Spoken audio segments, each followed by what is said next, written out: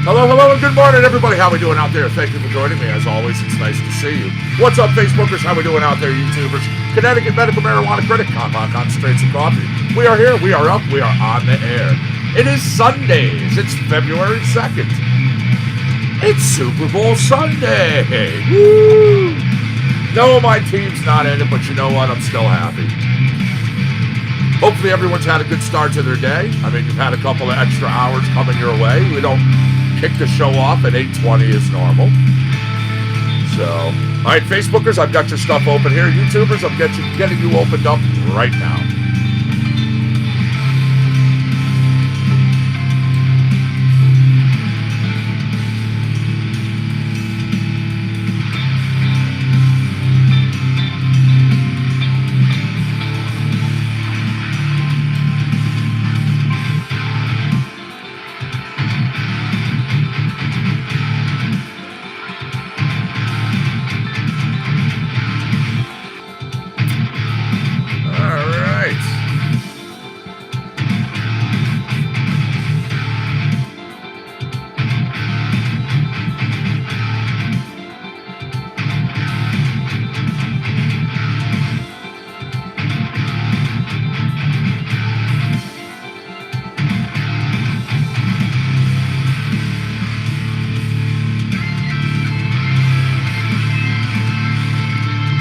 Cheers, everybody. Nectar from the gods.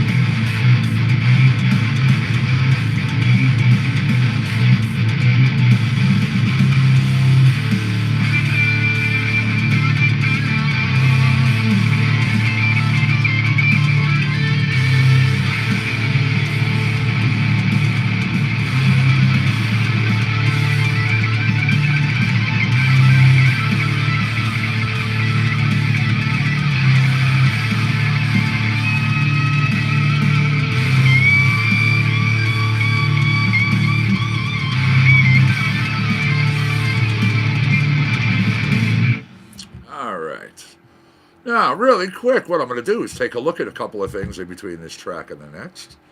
Since people are getting out on the roadways this day to go to their friends, their family, hang out, do things for the big game, want to make sure you're clear, and you'll stay clear as long as you keep your eyes open. Watch. Even if you're a good driver, I say it every single day. You may be a good driver, it doesn't always mean the other guy is.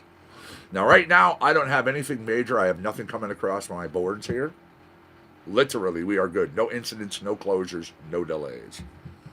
Also, checking out traffic cameras. I am able to see from East Hartford, cam number 23, I-84. You're traveling beautifully, both sides on I-84 there. Now in Hartford, I-91 southbound, right over near Jennings Road. Again, free and clear on both sides. New Haven, I-95 northbound, right over there along Wharf Drive. Nothing. I mean, people are doing their due diligence, so let's keep it that way. Finally, we're hitting Camp 47, Bridgeport, I-95, right over by Warden Avenue. Awesome, awesome. And February 2nd, 1959. How about a little bit of On This Day coming your way? Buddy Holly, Richard Valens, and the Big Bopper all appearing at the Surf Ballroom, Clear Lake, Iowa. This was all three acts' last ever gig.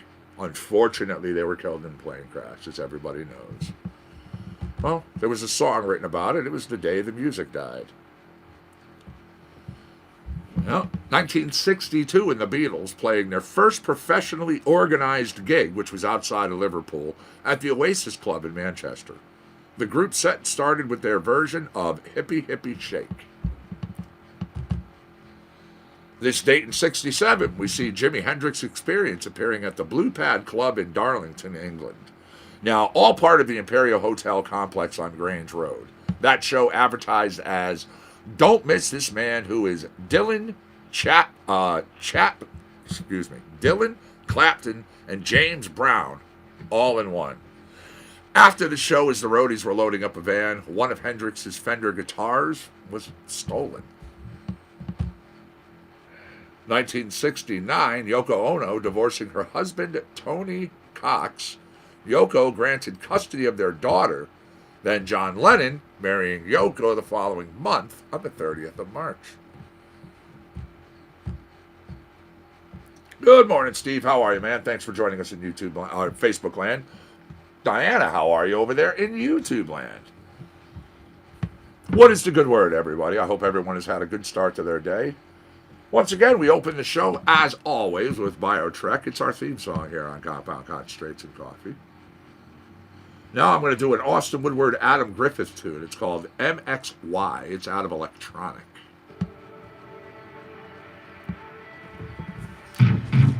And don't mind me while I munch on some breakfast.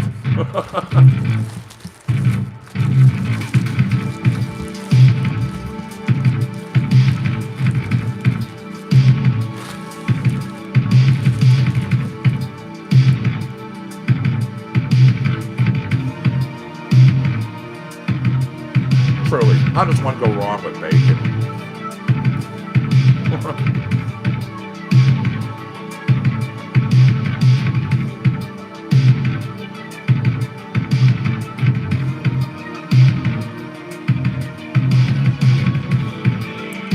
So what's a good word, Diana? Everything's sounding okay to everybody? Sound good? Look good? I mean, to me, the previews are okay, but you're the one who counts.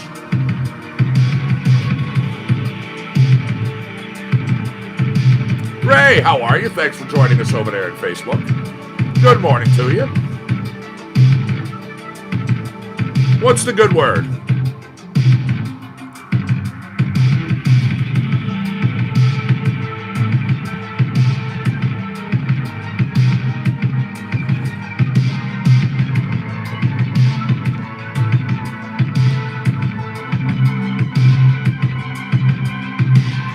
Cool. Thank you, Steve.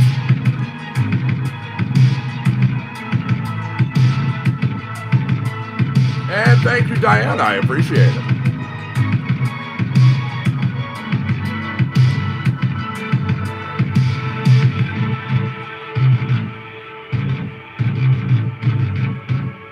By the way, Diana, I assure you, a package for you is hitting the mail this week. Ooh. Well, I mean, any kind of dabs are good, but GMO, absolutely. Nice. Prepping the smoker.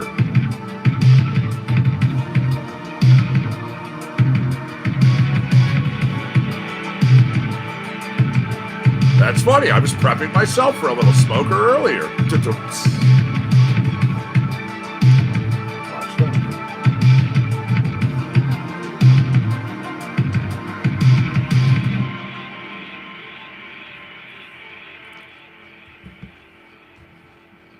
All right. Again, that was MXY, Austin Woodward with Adam Griffith. Out of Electronic. Austin also all over the place, likes to stretch his legs as a musician, which I appreciate. You know, you find a certain thing that works for you and you want to stick with it, that's great, obviously.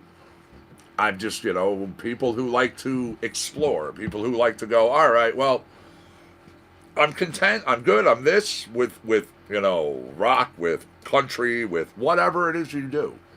When you try other stuff, I mean, to me, music is so great. It's that varied thing about it. It's always something for everyone. And everybody takes a little bit different A little something different from all music, too, which I love. We had electronic there. I'm going to do you a little Ruby Monfu. This tune's called I Go to Your Head. Cheeseburger casserole. Ooh. That sounds pretty damn good. I never thought about something like that in the crock pot. Oh, we do. We use the crock pot quite a bit here. Try and tame it, and you will fail. You would be better off if you would just exhale. You can try to shut out a woman like me, but in time, no doubt you'll wake up and see I go to your head like a good book that you read. I would imagine, honestly. Again, anything in a crock pot, how is it going to come out bad? Nice, slow cooked. I mean, man.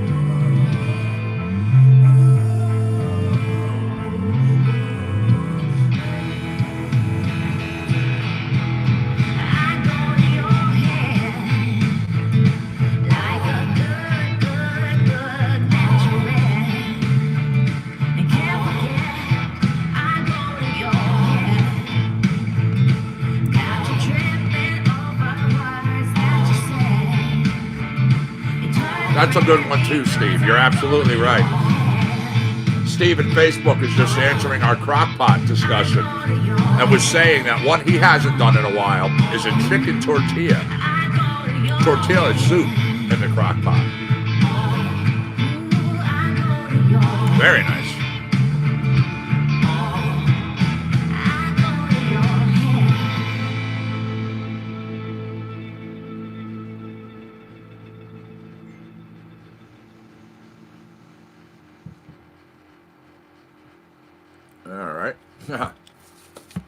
Perfect song because of the day. I mean, it's game day after all. From Jumbo in hip hop, game day. I mean, it's kind of apropos, really.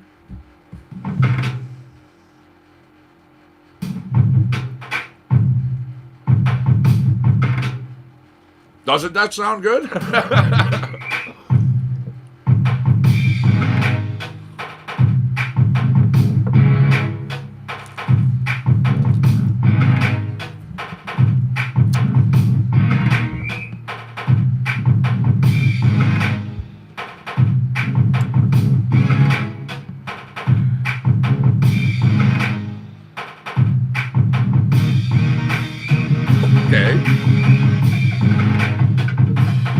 Somebody, all at the same exact time, just sent me a friend request at Facebook, and then I watched the friend request disappear.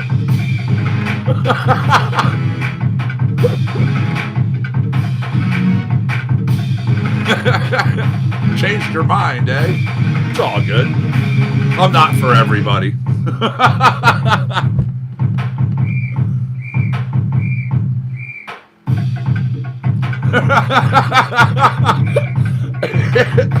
I like literally watched the notice come up in Facebook.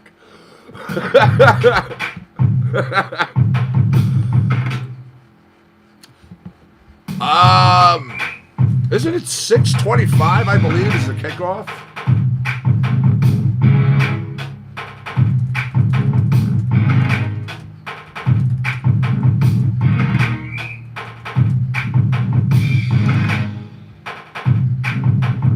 6:30. 6:30. The game is today. Now, don't know about the Vikings. I mean, we're talking the Niners and the Chiefs.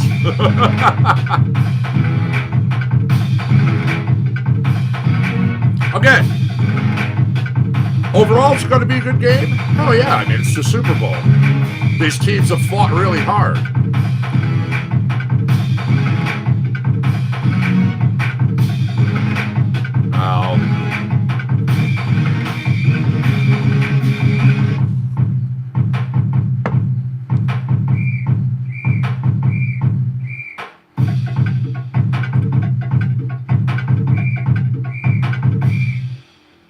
There you go. Game day.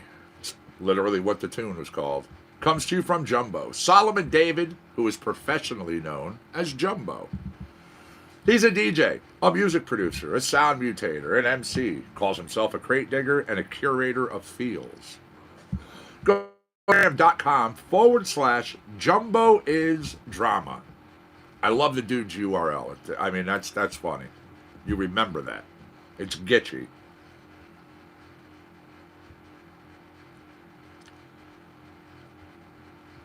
All right.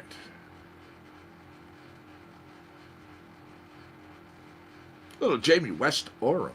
Tune's called Loud Shirts.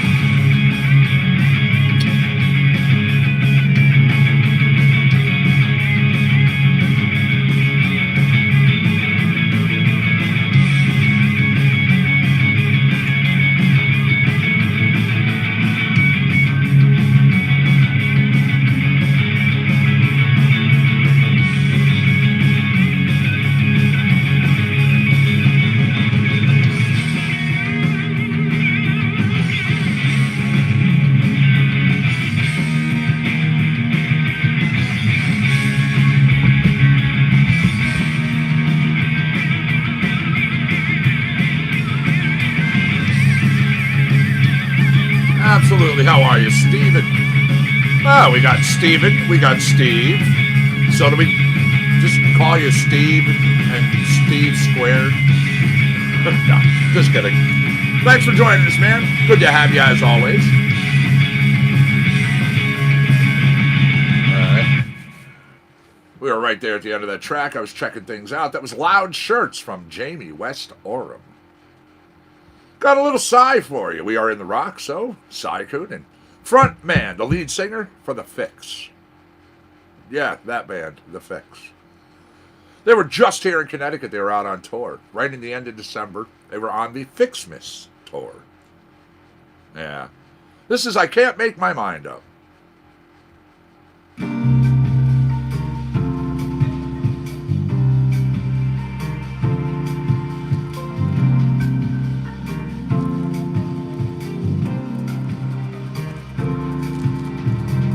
Last night I felt the rays transported into a space, a place that freedom holds in grace. Then came the cruise to a way of life transforming my attitudes. On the way out, turned up the lights inside, beyond the rules. In my heart I wandered, while my heart was racing, and my feet tied running, and my mind was pacing around the limits of this place. How can we make our minds up? Success is all the fail. I can't make my mind up which side of the veil. How can we make our minds up? Sunny side up, rainy side up. You make your mind up, ready for the unknown.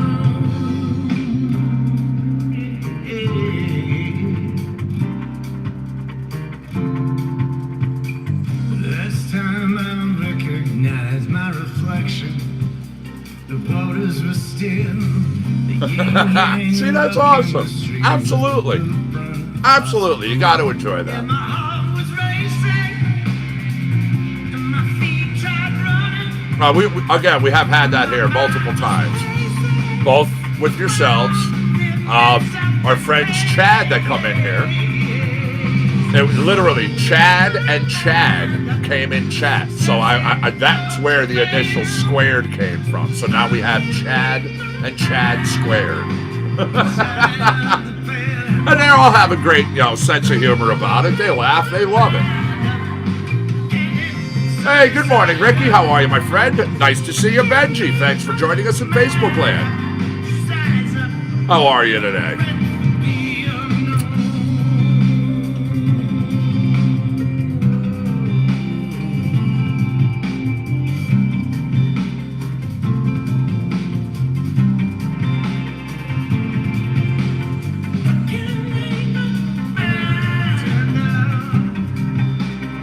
How you doing over there?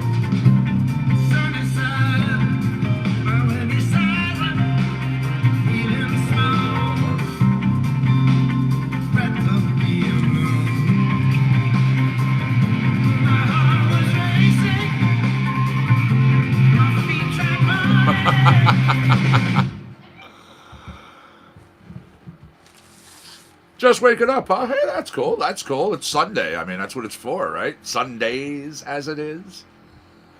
Again, Psy right there. The frontman, lead singer of The Fix. We do play people you know.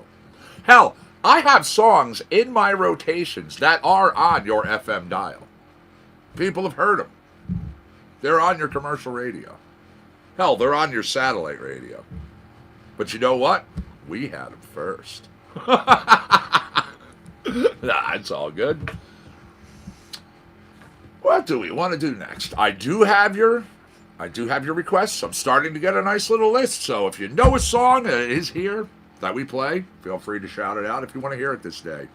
If you have an artist in mind, no problem. I can put you up a block. If you have just a simple genre, we take it. 3 ways to make requests here on Compound Concentrates and Coffee. Nice and easy for you. This is A Little More Happy. Alex G in country.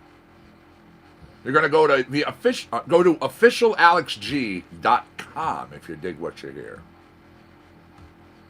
Going to get this queued up. I'm also opening up our weather station right now. See how things are on the grounds of the compound in Orange, Connecticut. It is 38 degrees on the grounds of the compound, 69% humidity, winds at 9 miles an hour. Years ago, how to be the grandest of them all. Plant the tree and climb the branches as it grows. But babe, you rest so well if you fall. And he was right about one thing. I fell down when I got back up. Almost quit, but I can't too much. And now it's clear. I walked my way, I can reach. All I need is the life in me. You can make your history. I'll be down here, a little more happy.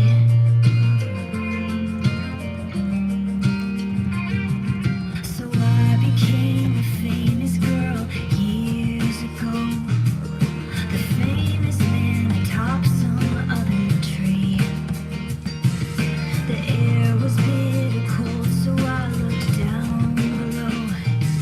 And way out in the distance, I could see another life, another me. I fell down, but I got back up.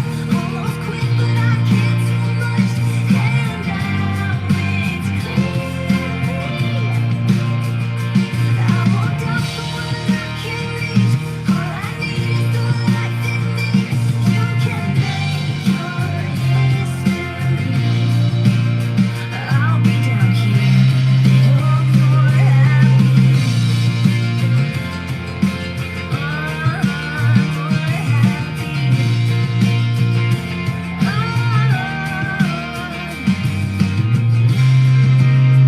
I'm down below, but I have grown so much more than up in that damn tree. I fell down, but I got back up. Almost quit, but I can't too much. And now it's clear to me. I walked out the way I can reach. All I need is the life in me.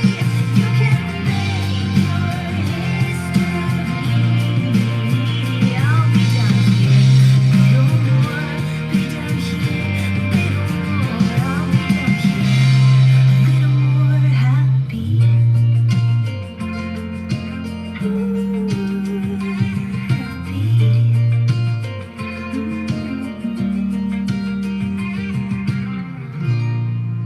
All right. That was a little more happy. Again, the artist Alex G. Go to officialalexg.com. Alex is a songwriter, a musician, an LGBTQ and mental health advocate. Likes to makes music videos and sometimes has an attitude, but she says, "Hey, I'm trying." And don't we all? We're human. That's it. We all live this thing called life. It happens. All right, that was country. Here's number 2 in your little block. This is Brent Bourgeois here on CCNC. The song Dark Horse Stomp.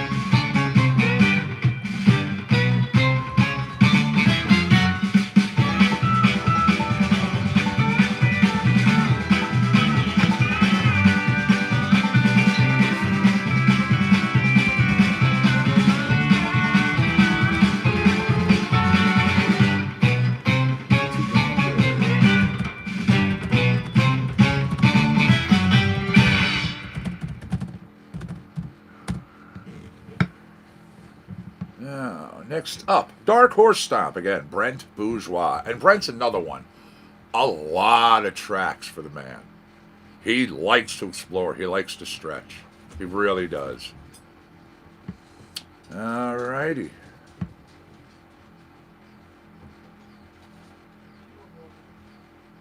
Ways she loves her world. I think it's kind of apropos considering I'm looking at what time it is, and we're going to be welcoming in JC, of course. We are? I do believe it's the top of the hour, and the top of the hour means the power hour. We all know her love for football and sports in general. So I figured, kind of fits, kind of fitting. Do I love football? I'm trying to be nice. It's a secret. She could care less. Yeah, well, my whole year revolves around Super Bowl.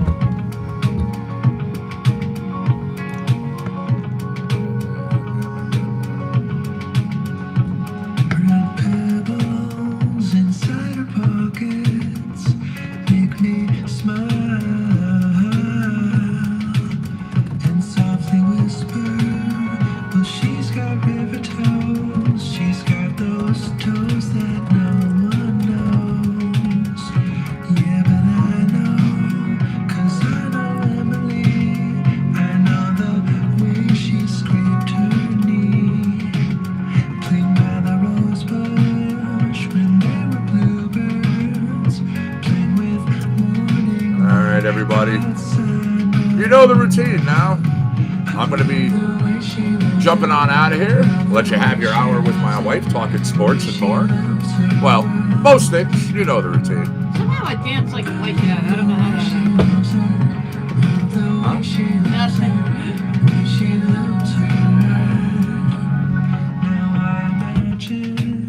Just for a moment, tiny paper boats Oh, out on the water, thanks. drifting Yeah, now. there you go. They were I'll leave it with you. mostly shades of white. Got Mr. Microphone staring at you and everything. But that didn't stop What's his name? from I question nothing. Shit. I question those who say I question nothing. she loves her, she loves her world. Joshua, how are you, my friend? Yes, Super Bowl Sunday. I can get away with saying it.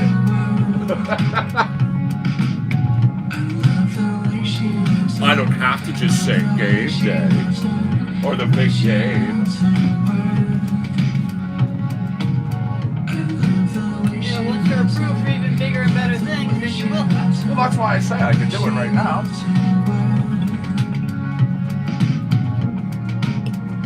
All right, everybody. Slide it under my arm. All right. Thanks.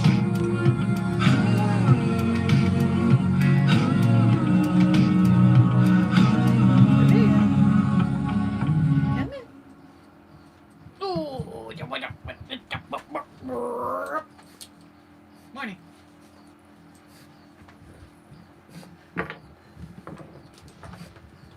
Ugh. Hello, peoples. How's everybody doing? Give me half a second to get situated here.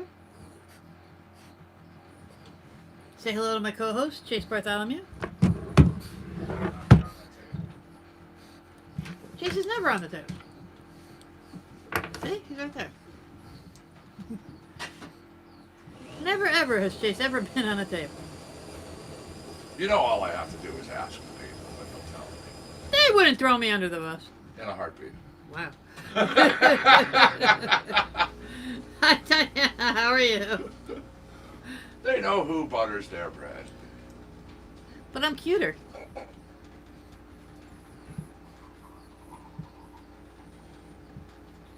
He freaking likes coffee. I've always thought that's funny. Every time that thing goes off, he's always over there sniffing at it. Some dogs like coffee. He does. He likes the scent of it. I think it is funny. I didn't realize I was kicking that out. There we go. See, this is what music should be playing. I am talking to people. I am saying hi.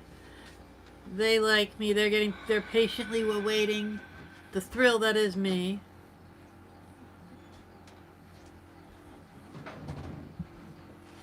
Shush.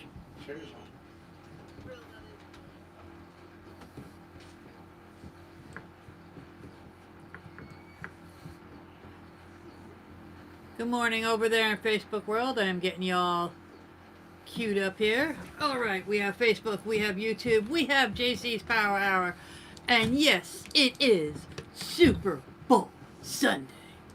Whoa. And co-host Chase Bartholomew, for those who don't know his full name. So, it's been a week. It's been a week of preparations. It's been a week of sadness. It's been a week. So,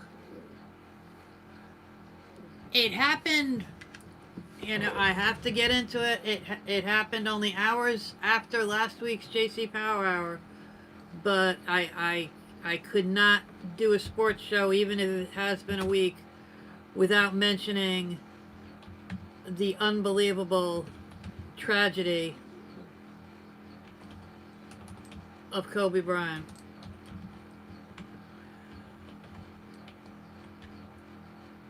I just, I know that I was not the only one who was simply praying that it was a mistake, simply praying that it was a horrible joke, a horrible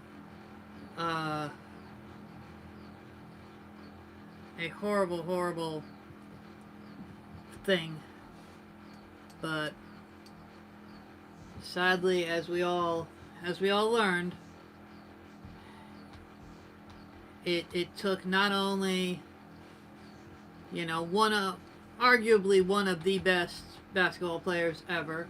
And I even said it, and it was just so surreal, because I even said last week on JC's Power Hour, I don't talk a lot about basketball because I don't follow it enough to talk intelligently about it. I never want to pretend that I know more than I do. I'm not that guy. I will talk football till I'm blue in the face.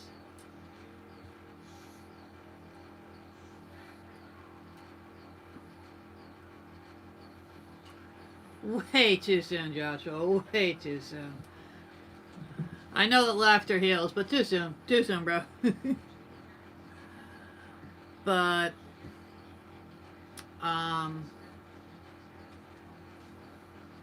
it was just so surreal that I was talking about how LeBron had just broken his record.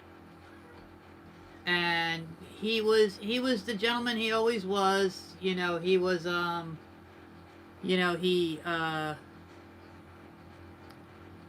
he called and tweeted to him, but they also spoke, and he was congratulating him. He wasn't, a petty guy, oh, it's my record, screw you type of thing. He wasn't that guy. And then just a few hours later, he and 8 other people were gone. And again, I know that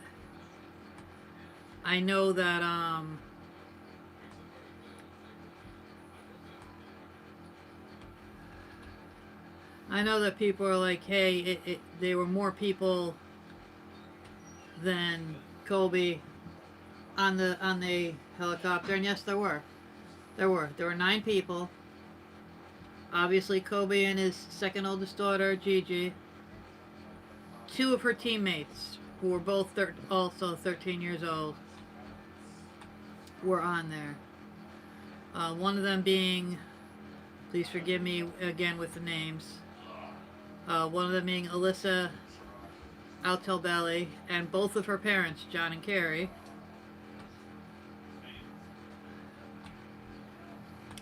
He was the coach, or one of the coaches. They were all going to a game and whatnot. The other 13-year-old on there was Peyton Chester, who was also 13, and her mother Sarah were also on board.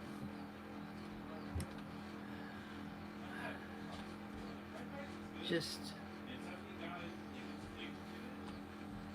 absolutely heartbreaking. Christiana Mauser. She was involved very much with the Mambas, which is the team and whatnot, obviously. And obviously the pilot, Ara Zobayan. Again, please forgive me if I get pronunciations wrong. It is a horrible failing with me between pronunciations and, honest to God, forgetting names. I literally met a new customer on my route today, and 2 minutes after he told me his name, I forgot it. And I walked away saying, what is wrong with my brain? There's a part of that my brain that I just can't catch names. But it was very, very tragic. It was absolutely heartbreaking. All these lives cut way too short. These were all young people, 3 of them obviously being 13-year-old ladies who were full of life, were full of adventure, and it rocked and is still rocking the sports world in a horrible, horrific way. I mean, as the news spread across the world, as the news spread across to everyone, LeBron James, there's video of him at the airport receiving the news and just breaking down in tears. I mean, very understandably, you know. Shaquille O'Neal played with him for, you know, seemingly they were, you know, at one point attached at the hip, seemingly. You know, he is beyond heartbroken. There was a golf, which I had mentioned last week, there was a golf tournament going on, and, you know, when they're on the course, they're really very unattached from the world, from the news. You know, they're very focused, and, you know, it's obviously like, you know, the entire thing is like a no news, no cell phone type of thing. You know, they're very focused in what they do, as they should be. That's what they do. And there's pictures and eyewitness accounts of when Tiger Woods was heading to the clubhouse after the 18th green. His caddy had to break the news to him, and in the picture you only see like a side profile of him, but even in that side profile you could see just disbelief, and witnesses were like, the first thing he said was, "Excuse me." You know, we all had that moment of, no, it can't be. I mean, Twitter blew up. I mean, one of the first, obviously besides the family, and again, my heart and the whole family's heart goes out to all the families, to Kobe's wife and other 3 daughters. But like celebrity wise, one of the first other celebrities I thought of, you know, in a silly way probably, but the kids and I like binge watched the show Ridiculousness, which Kobe had came on as a guest star, and they actually had an hour episode because just how big a star he was. And Steele O'Brim, who's one of the hosts, we were always teasing and laughing because we know this feeling when we've met celebrities that we adore. You know, Steele was just fangirling, you know, sitting right next to somebody he idolizes. You know, he was just fangirling the whole show. And you know that was like one of the most special times for him. And he was one of the first guys, you know, on Twitter praying that it was a joke, it was a mistake, it was anything. And, you know, we all thought that. And there's one other thing, and I mentioned this on my private page and whatnot, but I do want to say, every time we lose a celebrity, it's heartbreaking. And because in a weird, even though we've never met these people, in a weird way, we feel that they're a part of our lives because they come into our houses, be it every Sunday for football, be it every couple of days for a basketball game, be it once a week for a TV show, whatever. We feel that this person sharing their talents with us is a part of our, in a corny way, is a part of our extended family.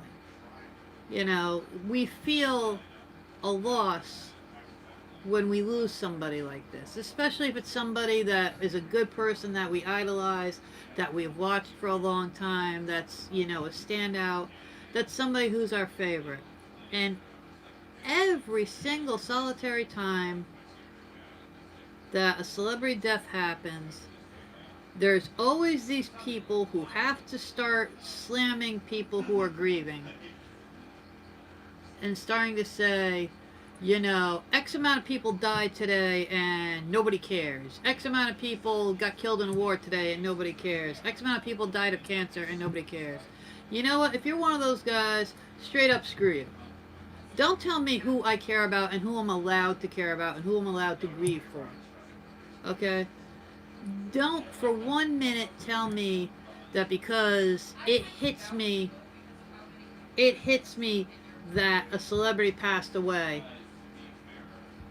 I've legit cried over certain celebrities dying.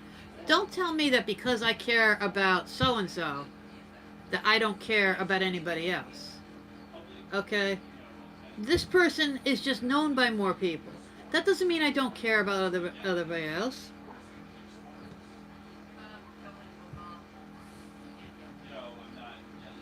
Exactly, Diana. I mean, like I said last week, I used to watch basketball a little with my father just because I wanted to, hang with him, and he liked the Celtics. But, I also know, like, things that this guy was, one of my friends at work is a big basketball fan. He's not even a Lakers fan, but he's a big basketball fan. And when I spoke with him about it, it had been a couple of days. I didn't see him for a day or two. And when he started to speak about it, he's like, I've literally been crying on and off for the past few days every time I think about it. And I feel that. I absolutely feel that because celebrities touch us in a way. No, they're not, related to us. No, we don't invite them over to dinner, although we'd love for them to show up. God knows. But there is a connection there, and we can feel sympathy and grief for their families, and we can feel their loss. When Leonard Nimoy passed, I've been a Trekkie since I was like, yay big.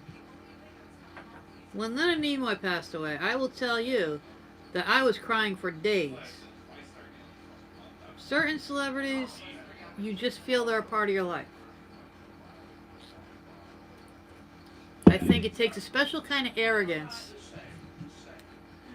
for people to tell you who and how you're allowed to grieve. For and how.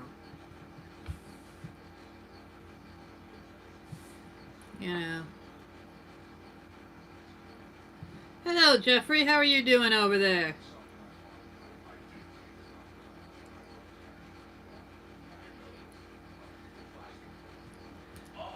You were right at the beginning of JC's Power Hour.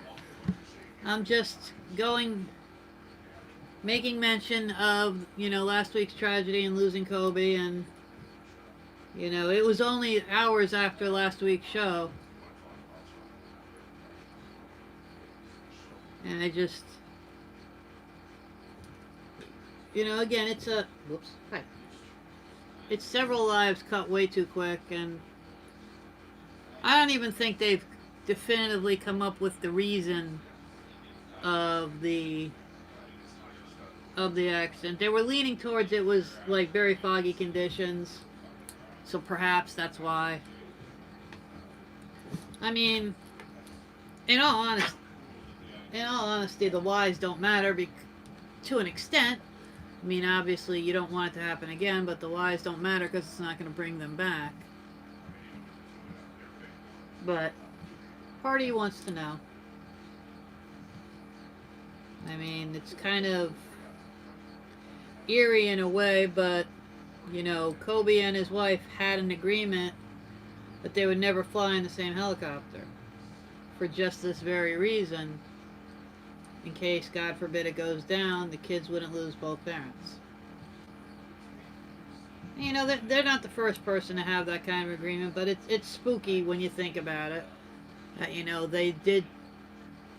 It's spooky, but it's also, it shows a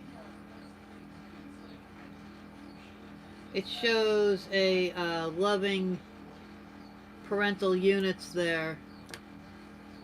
Hey, Sticky Buds, how are you? It just shows that they were looking to the future and, you know, trying to be careful and, you know. But again, a huge tragedy, and I could not in good conscience, even though it's Super Bowl Sunday, I could not talk about anything else without bringing that up. And again, me and the family's heartfelt condolences to not only Kobe's family, but everybody involved on that horrific helicopter crash.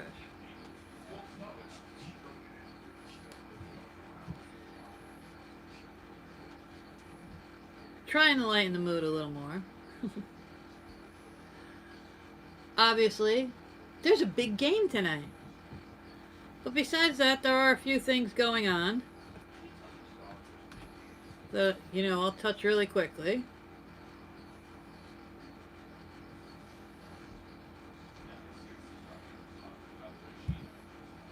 Is his paw on the table? Maybe. He's braced on my arm. He's not on the table. His butt and arm. His butt is on my leg. No, I see roll on the table. Okay, that's a roll. You're gonna pick on the dog for being fat. That's his roll. His butt is on my leg. His butt is right here. See, tail right here. Look, bitch, I got you a coffee. Go drink it. What is? What kind of coffee? Iced coffee. It's right on the What kind of coffee? mocha one that you like. Don't go like this. It depends on the coffee. You know me. I Yeah. just asked. The mocha one. Okay. There is a golf tournament going on out in Pahonix. Sorry. Out in Phoenix.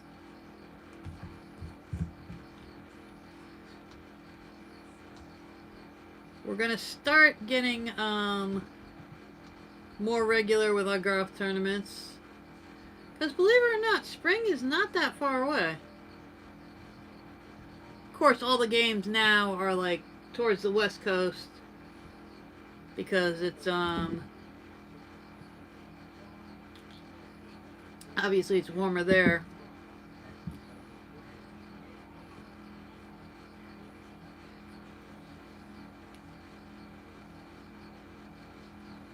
Oh, today is also Groundhog Day.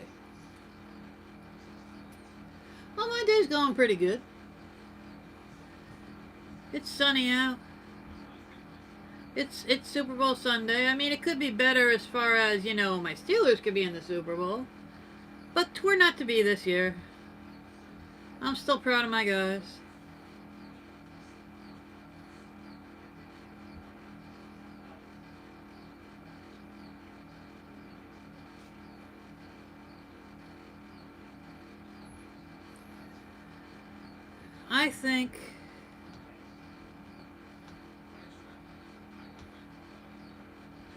I think tonight is going to be an exciting game.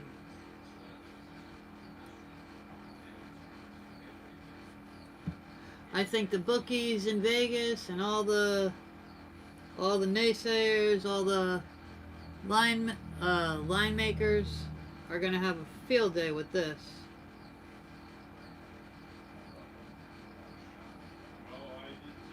Well, hi, Mr. Bubblegum, and how are you out there?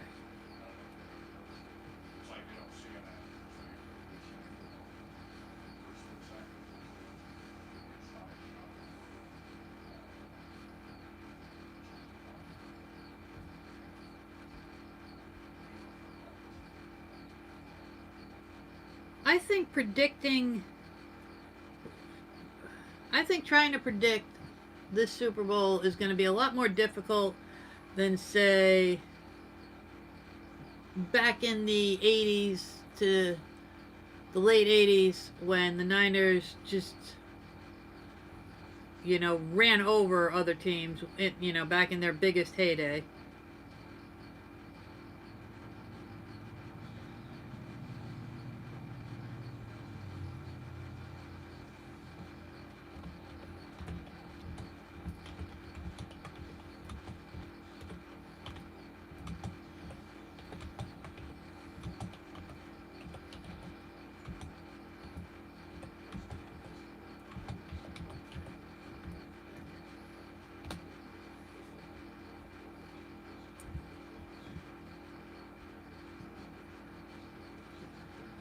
Let's break down where to start.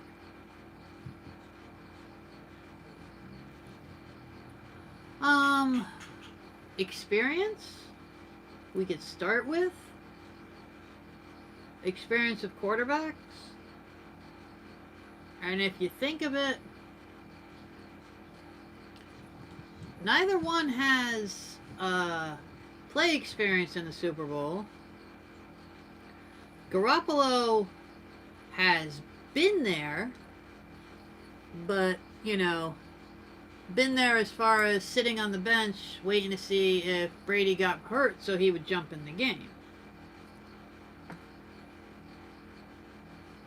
It may help to an extent a little that he's been at the big game, and maybe it would be a little familiar to him, but I would think sitting on the bench and leading the team is going to feel a tad different. Obviously. I mean, the only experience, he's basically going to know the road from watching it, but now he's going to have to travel it. But I think Garoppolo is not only playing for the win, but playing for how should I word it? Playing to prove that he's not a backup quarterback. That he can, lead the big guns. And that he can get the team not only there, but win it. So he's got a lot to prove, to finally prove that he's out of Brady's shadow. Because I've said many times before, when you're a backup quarterback to the big elite guys,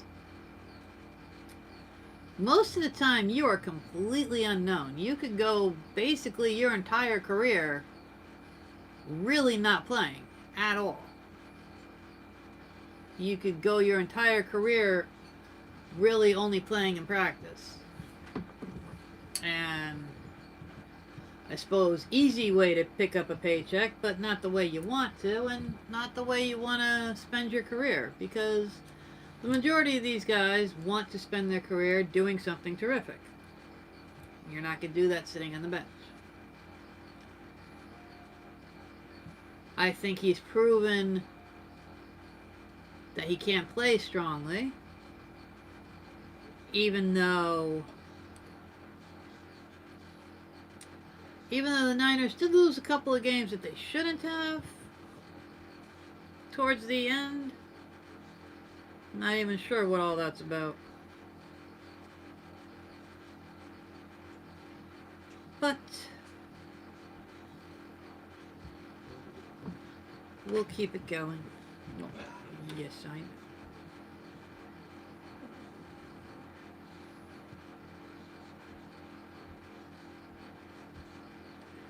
Yes, I know.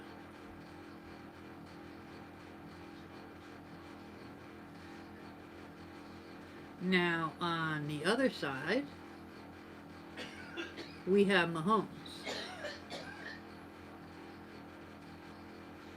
which, in all honesty,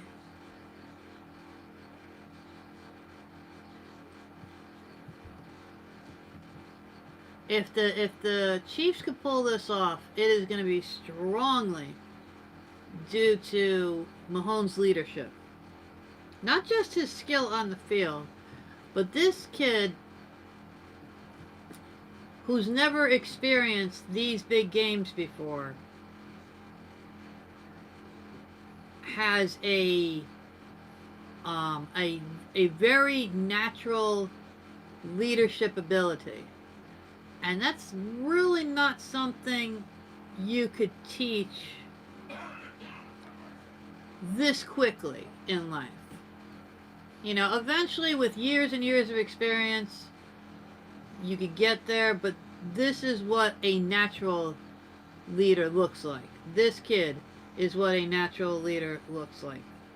He could calm his team down, he could focus his team, he can rally his team behind him. And the Niners are going to have to be extraordinarily careful because I don't see any lead safe against him. Because he could fall behind and he will just dig in his heels and tell his team enough. We're doing this. And damned if they don't. So it is going to be an extreme tale of quarterbacks. It's going to be a wonderful if the Chiefs do win. There are a lot of fans, not of the team, but like a lot of people who are not Chiefs fans are really big fans of Mahomes because he's just that great a guy. And there's a lot of people who are fans of Coach Andy Reid. And a lot of people just wouldn't mind seeing him win. Because he's that kind of coach, he's that kind of guy that's got a lot of loyalty and fan base outside of the team.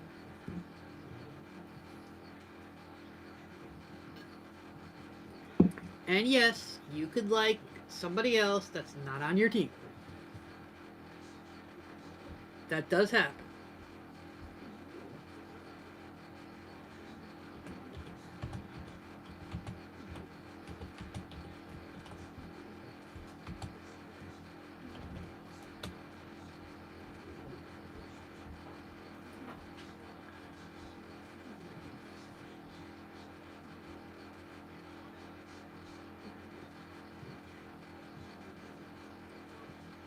So, let's go past this. Let's go past the obvious.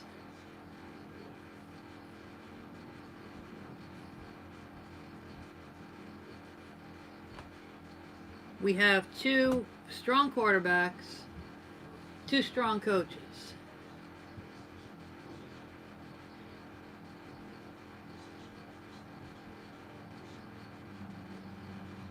Now we're going to talk about how many weapons these quarterbacks have. Look, I'm sorry that the Steelers aren't in it. I wanted them there too. Don't sigh at me. I mean, sheesh.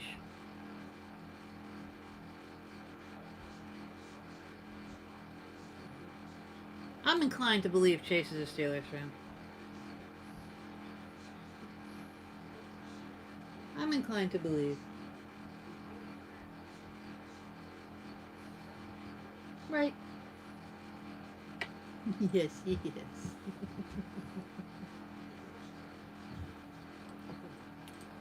We have two great defenses. We have two offenses.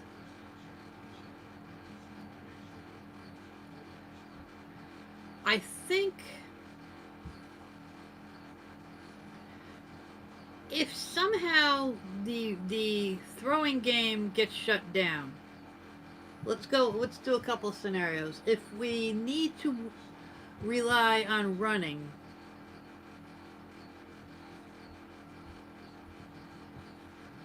both teams have great runners, but in the running game, if it has to rely on the running game, how about that? If we have to rely on the running game, I'm gonna give that edge to the Chiefs. I'm gonna think if we rely only on running, we're gonna give it to the Chiefs, only because if we're going on running game, you also gotta count Mahomes in that.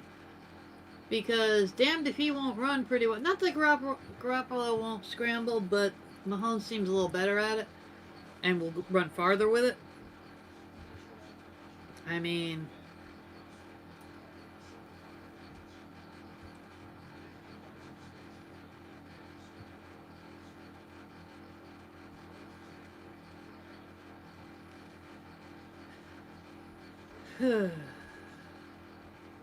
I want to make a prediction, but I honestly don't think. I think predicting this game is going to be very, very difficult. I think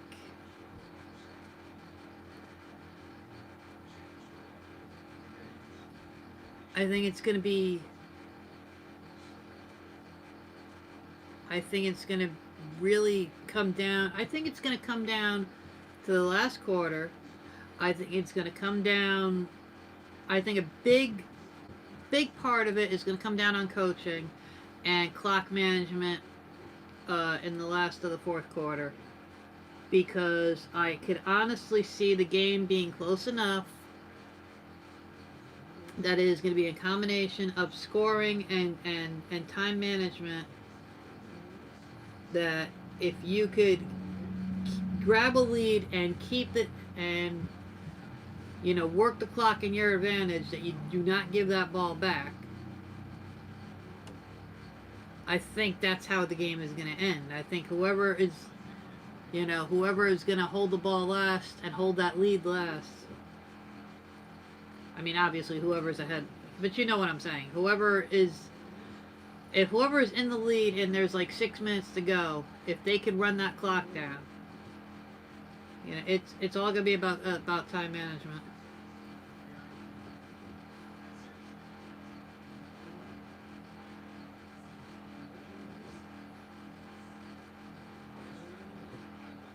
Well, being that the show is called Compound Concentrates and Coffee, I'm not totally sure if this is a random question, but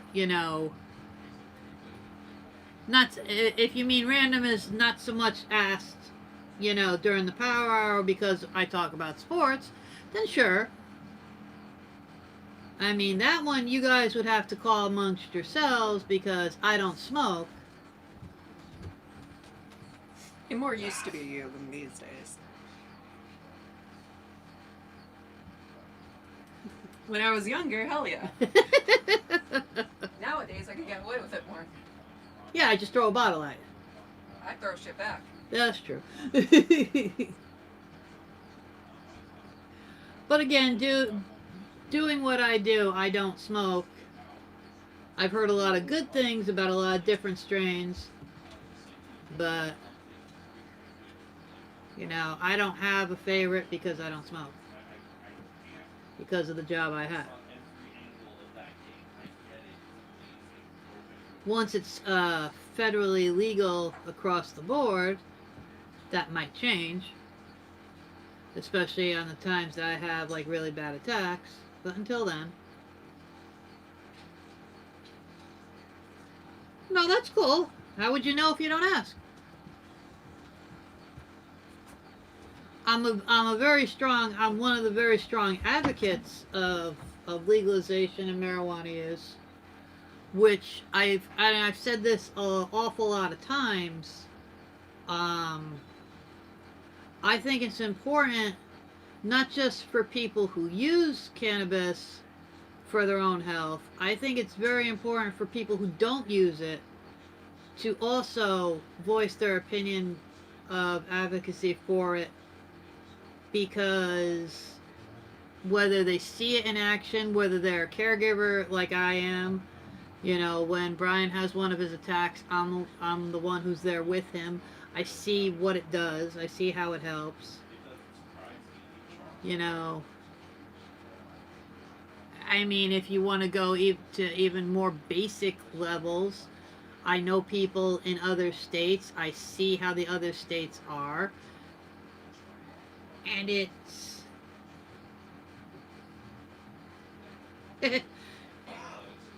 and, you know, if for nothing else, the revenue that it brings the states, the jobs that it brings into the states, if you legalize it across the board, you allow people to grow their own plants, you allow people to make...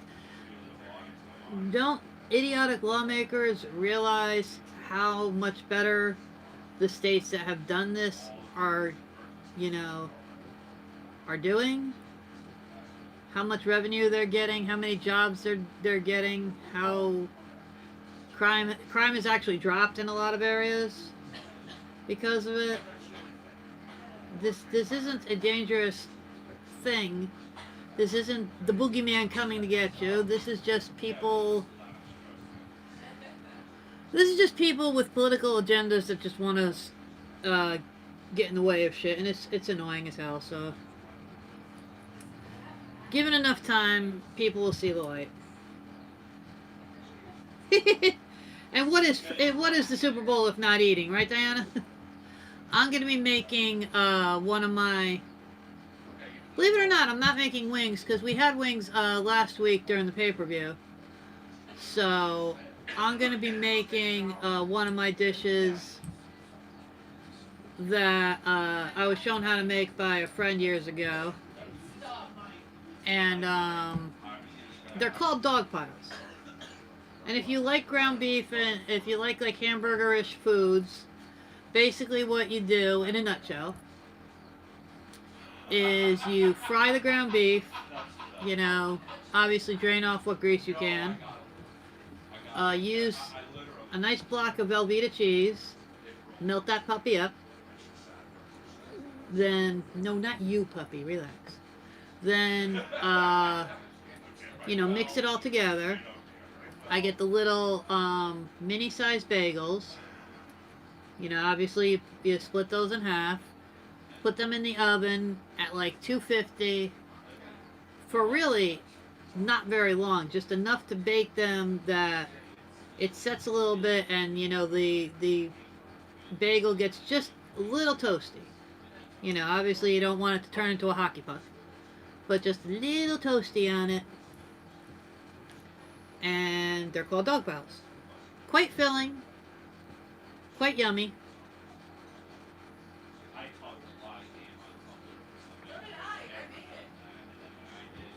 They come out good. I am far from Chef Ramsay, but I do make one or two things here or there.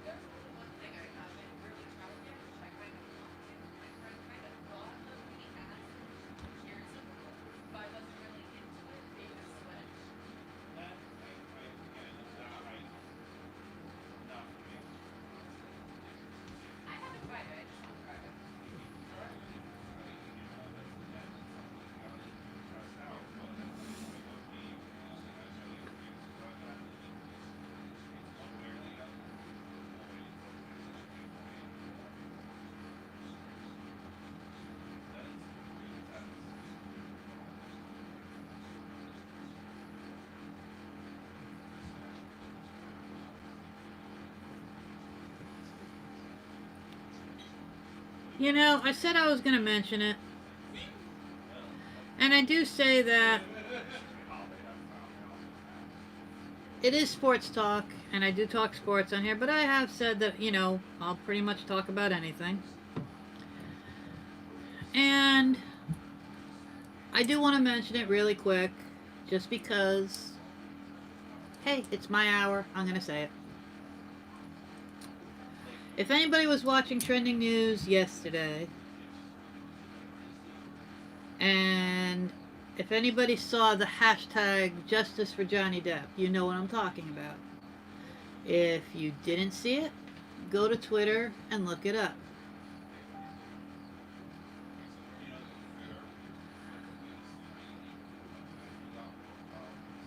I really, as a woman, as a mother, as many different things, I am quite angry.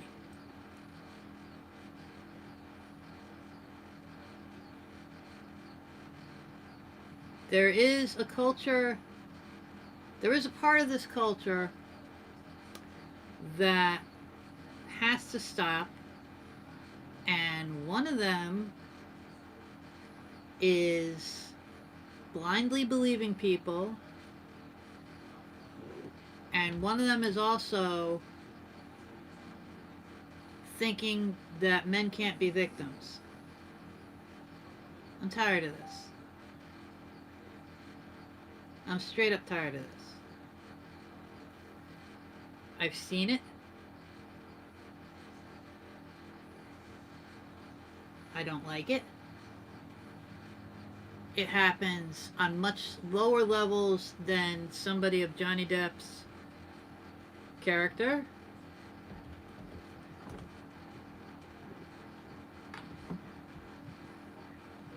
There are petitions out there to have Amber Heard blackballed from movies that she's in because it's been outed that she is an abuser. Everybody was so quick to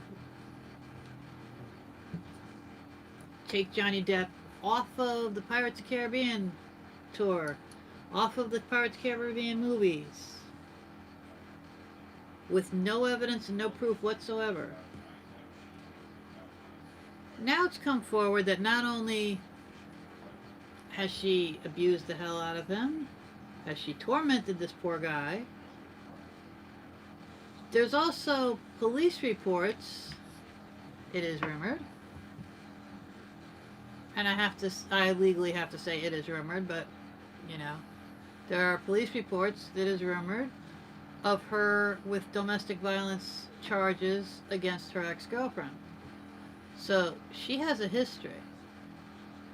There's audio tape. Now all of a sudden a whole bunch of people who condemned him are like, oh shit, he was telling the truth. Oh shit, a lot of us believed him years ago.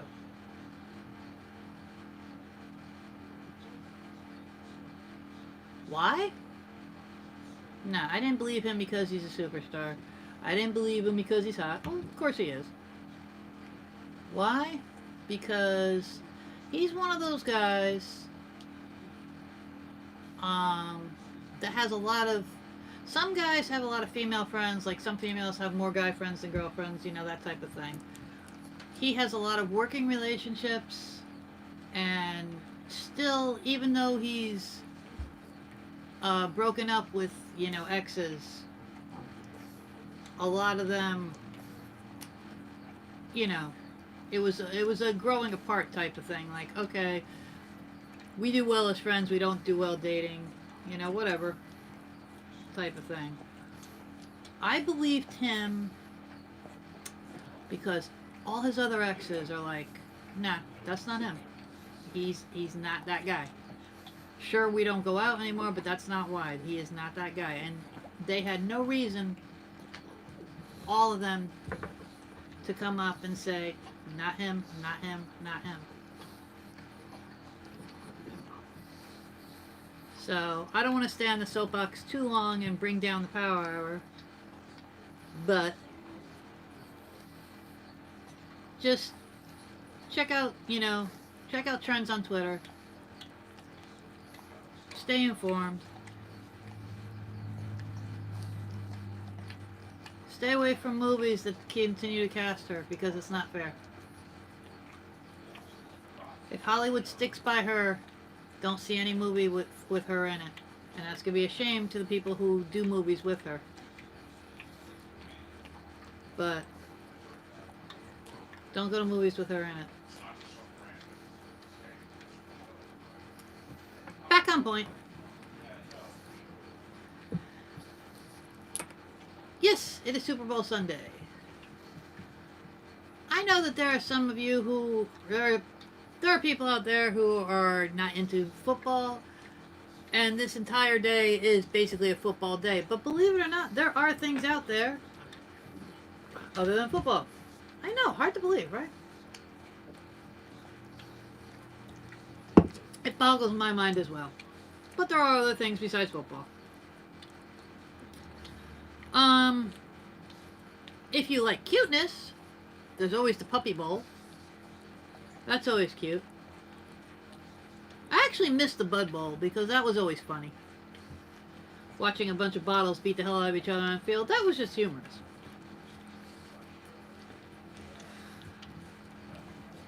If I know a few people who watch the Super Bowl for no other reason than they like the commercials, because this is when most companies go all out, because if you're going to do a Super Bowl commercial, you're going to pay a tad bit of money for it. So they usually go all out. I'm going to have to tell you, I've not been overly impressed.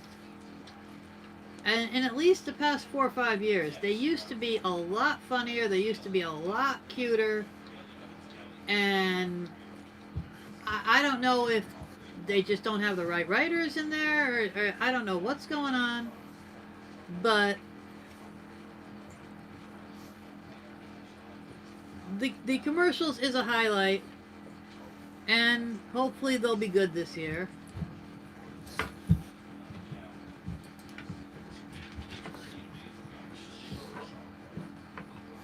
Oh, I think it's going to be a very close scoring game, Diana. I think it's going to be, again, even, I think if the Niners jump out ahead, I don't think that's going to help them, because I think that Mahomes is going to come right back. And honestly, I think if the Chiefs jump out ahead, the Niners have the wherewithal to come back.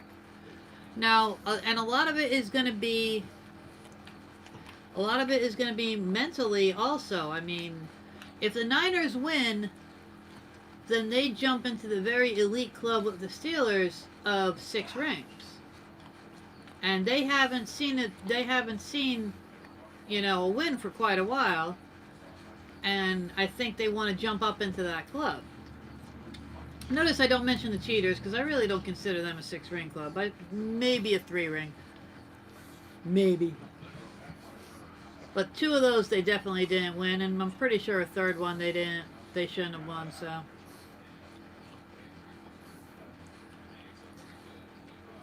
The Chiefs, on the other hand, obviously they're going to be hungry as hell for one, because they are nowhere near the 6-ring. I'm sorry, that was sarcastic. But I mean, I would like to think that nerves are not going to be a factor, because you know, they made it through the playoffs, and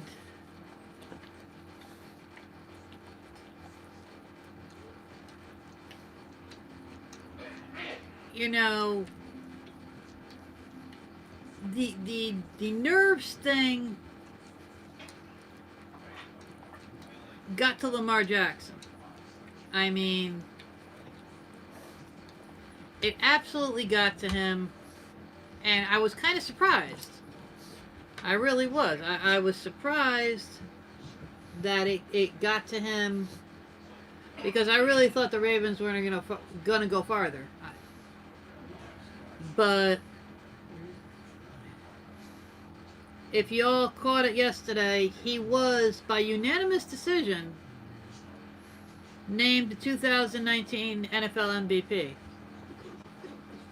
And you know, I think it's well deserved. I hate to say it because he's a Raven, but I said it all year. You know, that kid is going to be. He's definitely the future of the Ravens, and I don't doubt that he'll bring the Ravens, you know, barring any injuries, you know, of him or anybody major on the team. I don't doubt that he'll bring the Ravens back to the playoffs next year, you know, but they'll have to go through us, and we're not going to let it happen.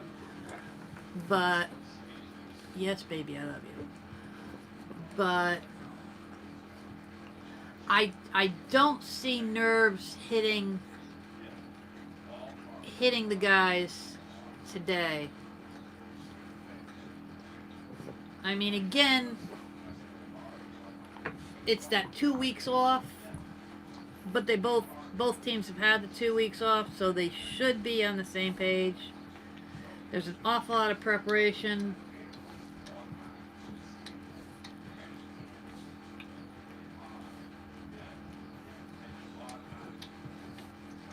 So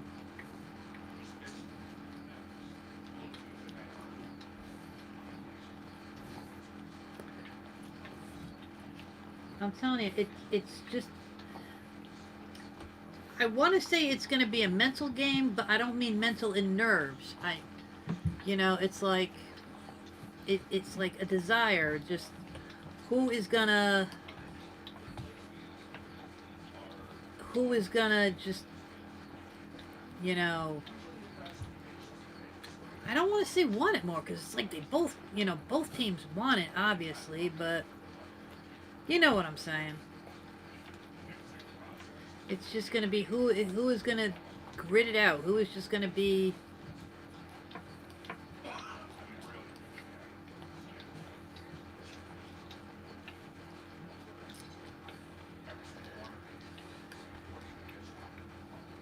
But I do think no matter what, it's going to be an awesome game. It's going to be a close game, and it's going to be an awesome one. And before I head out, because Brian shall return in a few minutes, I do want to mention one other big NFL story. And that would be the 2020 Hall of Fame class inductees. Leading the way, of course, would be my boy, Troy Polamato.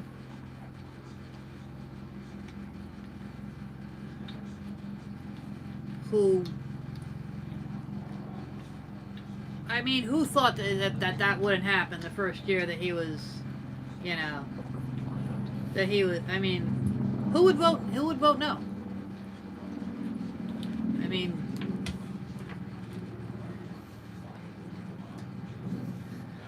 well, aloha, Daniel, and how are you this glorious morning? You're right at the end of JC's Power Hour. Do not panic. Brian shall be out in a scant few minutes. We've just been going over some sports stuff. Some world stuff.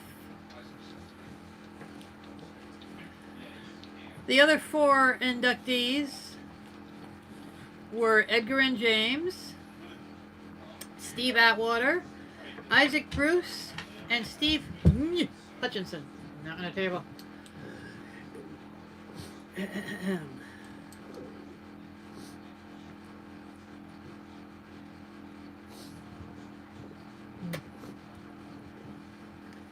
All of these guys, absolutely wonderful, wonderful choices.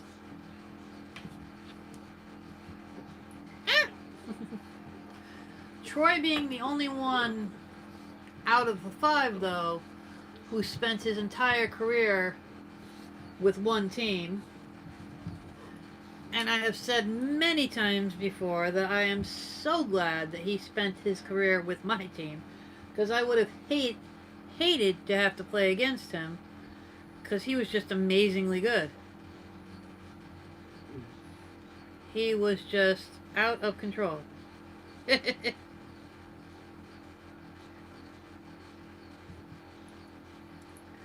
How are things going over in your neck of the woods?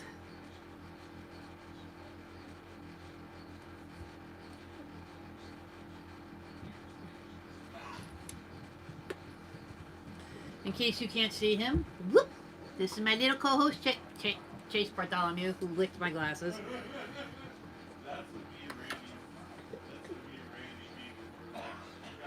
He's a slight mama's boy.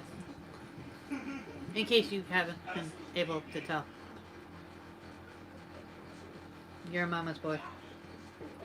I know you're cool with who you are, but you're still a mama's boy.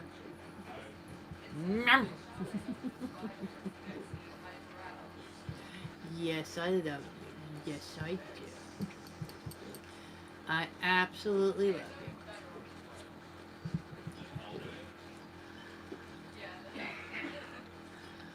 But everyone, I do hope you enjoy the game. I think I'm honestly going to enjoy.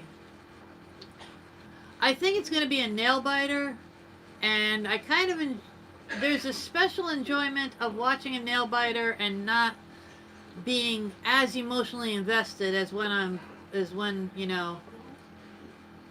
when my Steelers are playing, because when the Steelers are playing a nail biter, I feel my blood pressure going up and down. When other teams are a nail biter, I could enjoy the complexities of the game without, feeling like I'm going to drop dead during the game.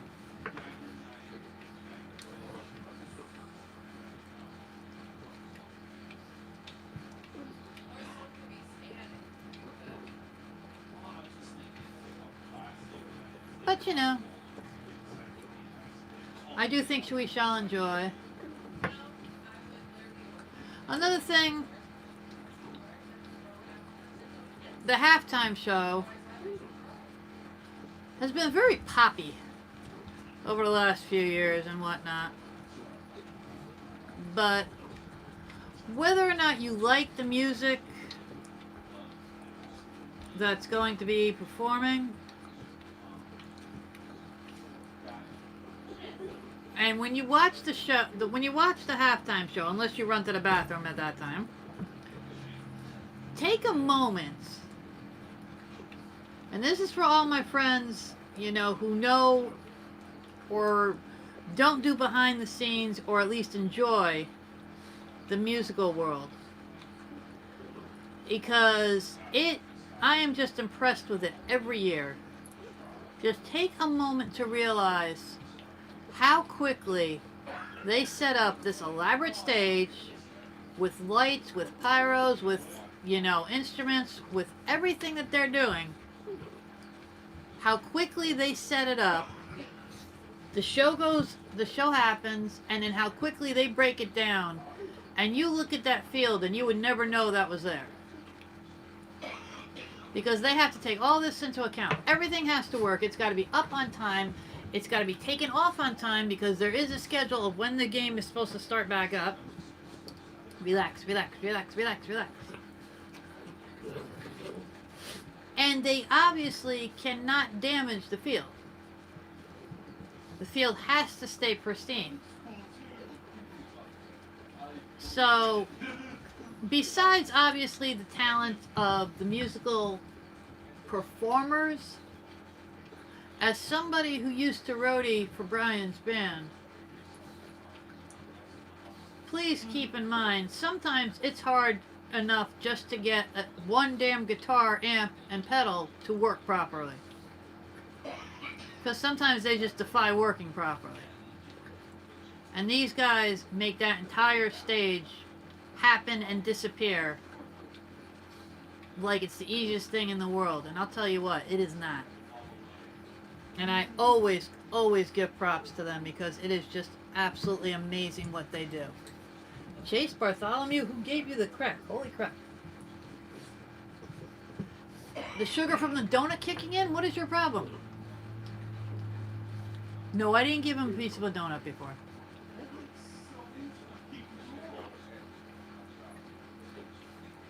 Is the sugar kicking in, my darling? And before, windpipe. And before, animal activists freak out, you can't give him sugar. Just plain donut, relax. But of course, I never give the dogs donuts. Or have the dog on my table. He's not on the table. He's on my lap. He's on my lap. See, lap. See, butt lap. No, there is no. 1 second, everybody. I'll be right out. Pug abuse.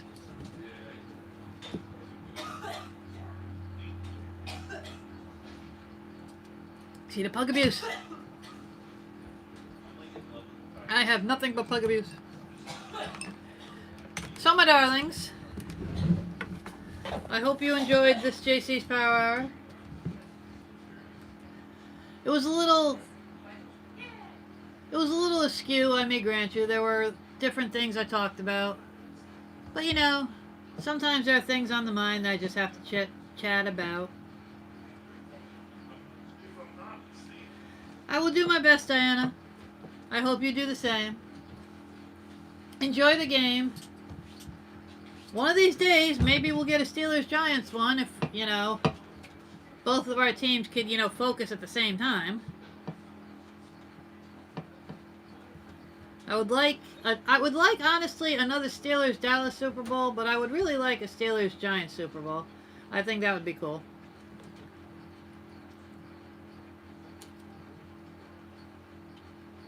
Although, looking ahead to the 2020 season, Steelers are coming to New York to play the Giants. So that may be the next game I go to. Besides, you know, Bills-Jets. Absolutely. Yeah. Chase is under the chair, so let me call him out. Come No, on, it's Boo. not. It's right there. Have a wonderful day, peoples. What's up, everybody?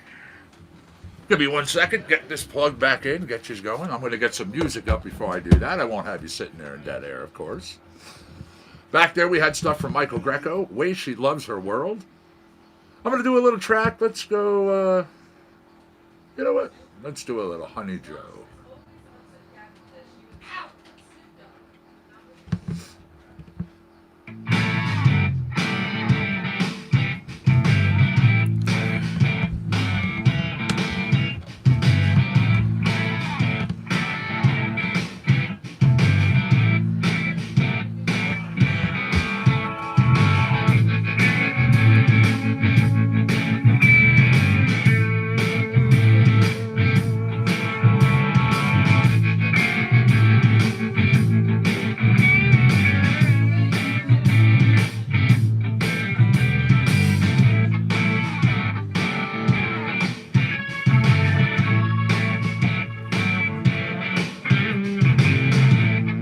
So what's the good word, everybody?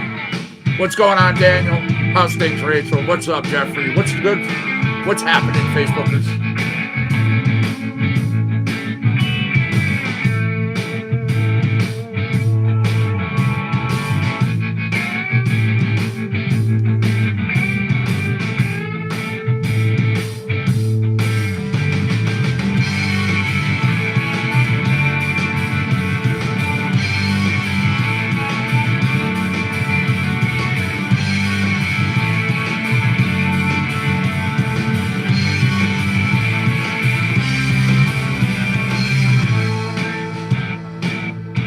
Good morning. You know, I need a refill of coffee. 1 second.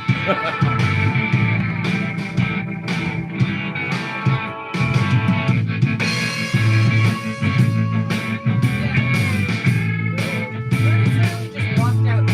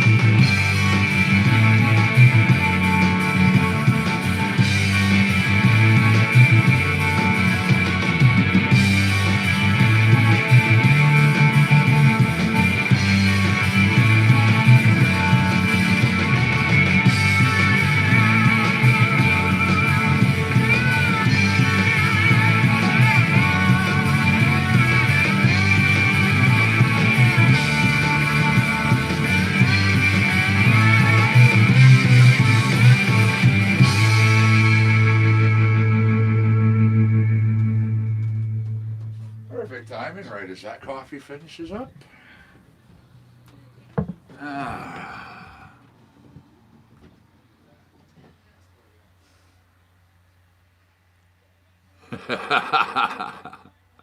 Absolutely, that's awesome.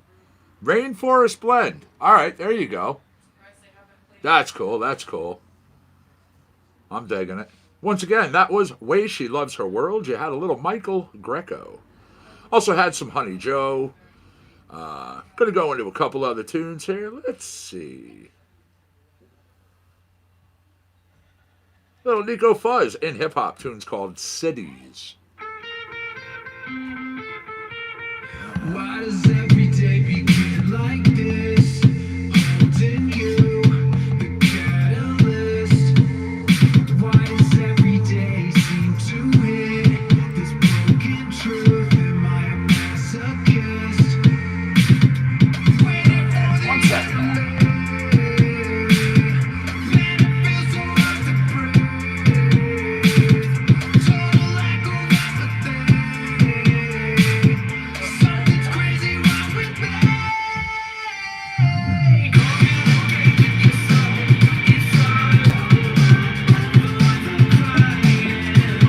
What are you doing?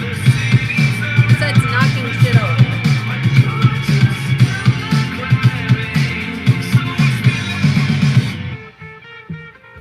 Besides knocking shit over. My world inside is all bent up, an accident with a pickup truck. But how could I know that you would fill me up, then lead me through? Waiting for the end of it. Man, it feels so hard to breathe. Total He's a good boy. He's a good boy. Yeah, he's a good boy.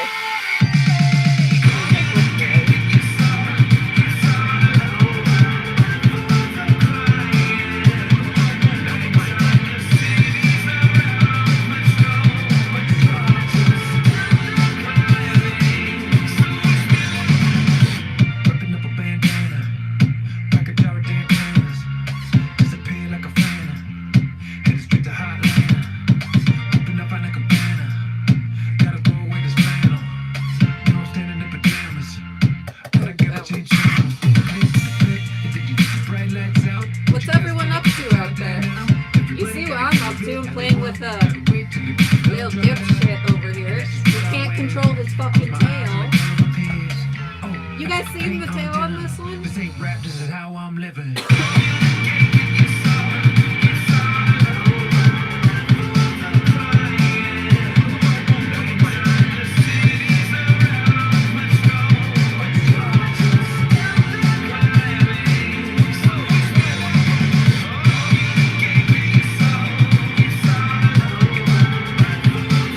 He is a happy dog.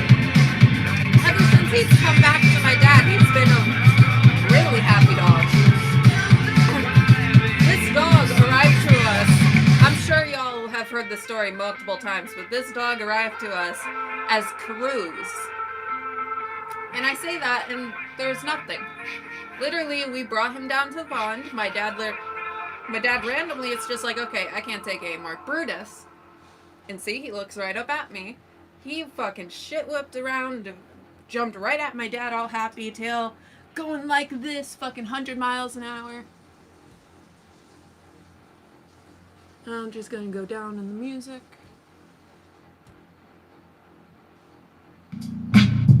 I think it's actually really great because he is literally proof that reincarnation exists. And I've always believed myself, my opinion, I've always believed in reincarnation. That really proves it.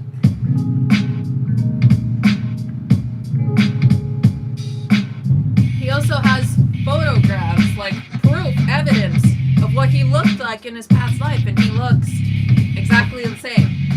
Just, smaller. He was literally a pup.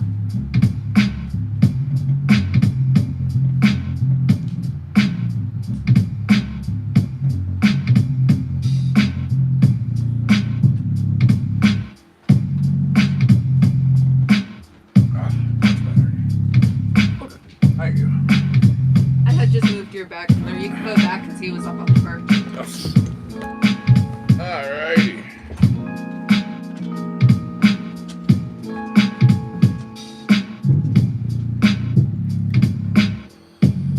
There we are. I had to brush my teeth. I had eaten and, munched and done my stuff when I was off camera, so.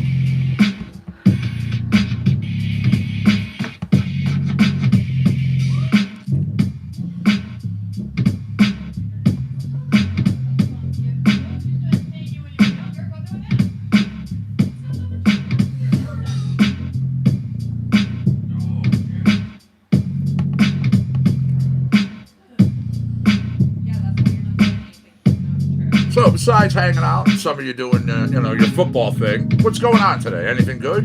Going anywhere? Doing anything in particular?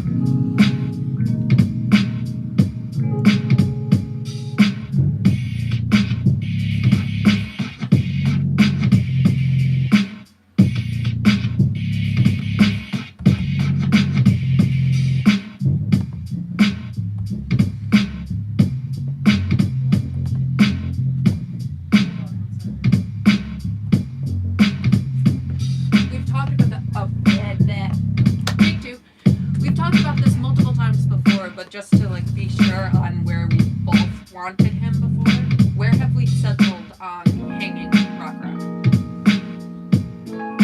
We never actually did settle, but I figured we were going to go somewhere either in the living room here or where we were talking about putting photographs around the TV.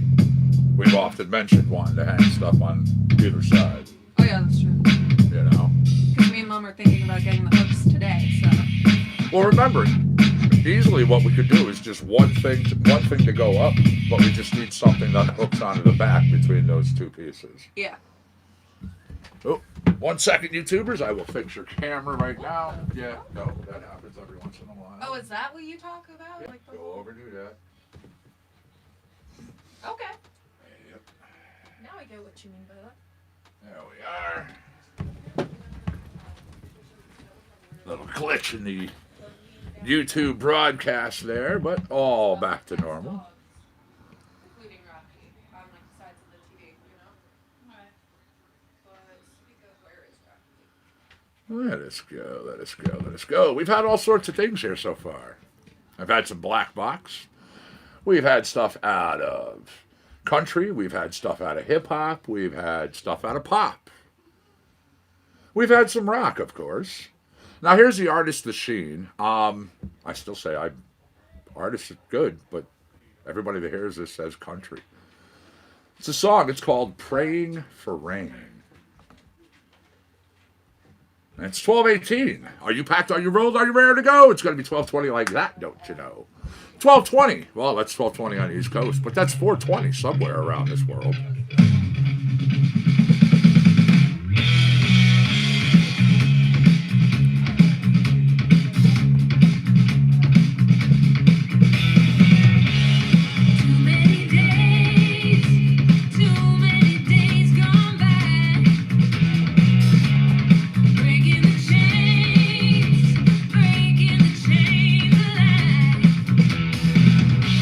I can't run away from silence.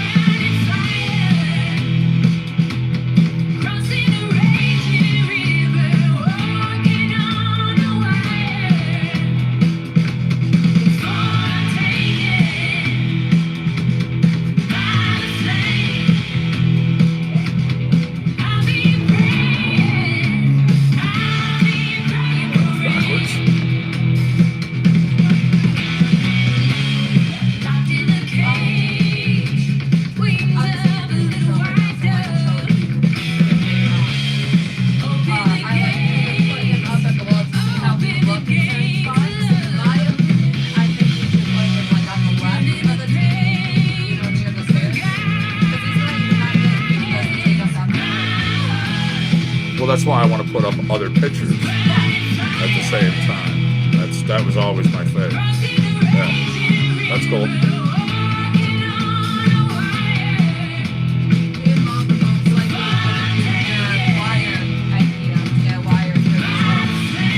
Yeah, that way it's just one single thing, one single point he has to be hung on.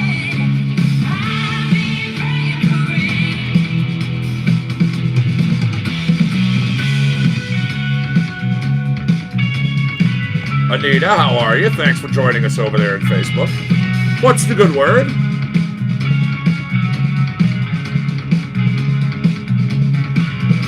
All right. As everybody else knows, or maybe you don't, in that case, well, 1, welcome to my show. 2, I'm sharing out the show, updating CompoundConcentrateandCoffee.com, simulcasting it to other places, sharing it to groups. As such, I'm not looking directly at the chats always. You know, I just need a couple minutes to do what I'm doing. I'm not trying to ignore anybody, just spreading the smiles and sharing the show.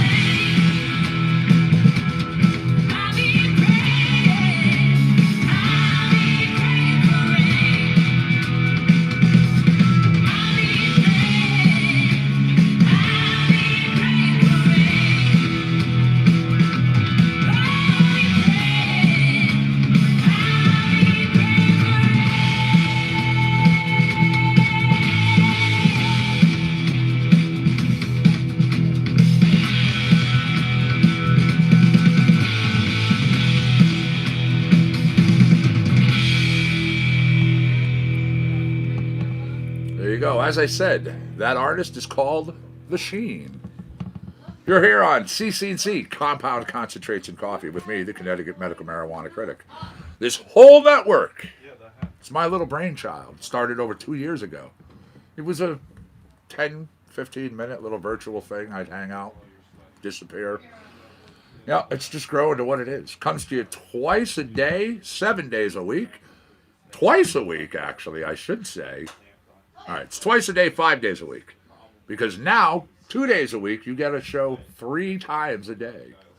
We're expanding. We're working on it. We're slowly growing this network to be 24 hours a day, 7 days a week. We hit out 47 to 50 countries. Average, every 4 hours. Real-time analytics let us know what we do. Some amazing stuff. All righty. Here we go. Hip hop, the artist Jumbo. It's called My Best Life.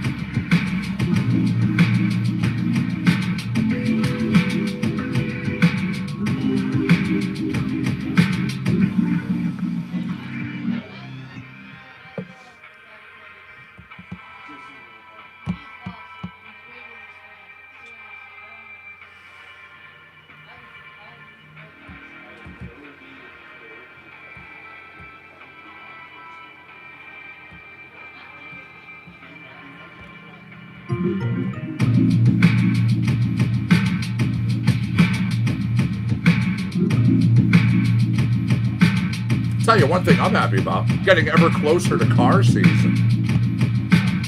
Oh yeah. Car shows, swap meets, things like that. I already have an extensive list of upcoming car shows for this 2020 season, both through my Facebook page as well as one of my car groups. If you're interested in that kind of stuff, you want to join a group. The group's called United in Gears We Torque.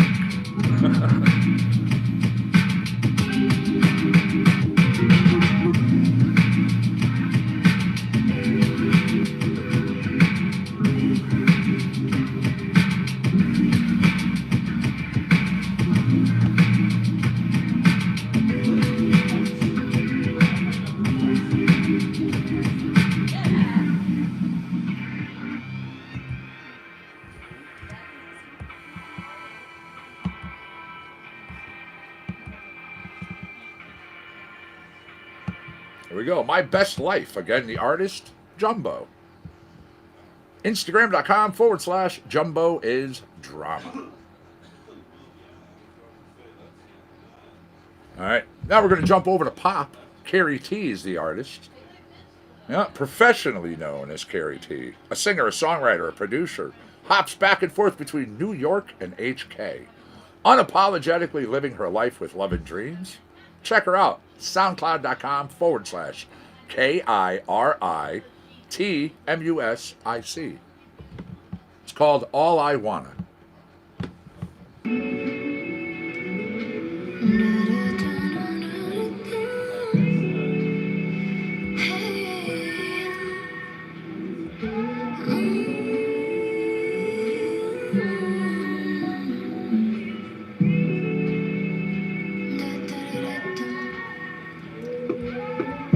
I'ma climb up on the palm trees.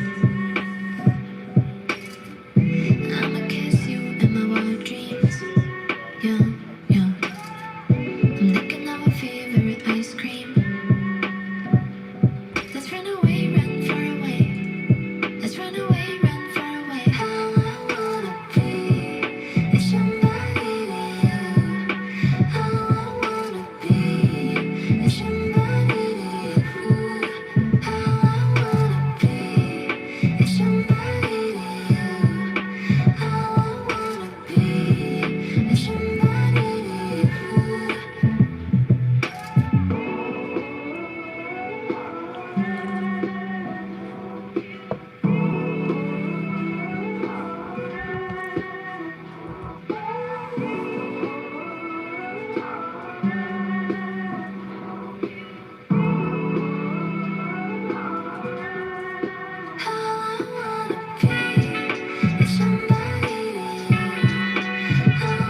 wanna be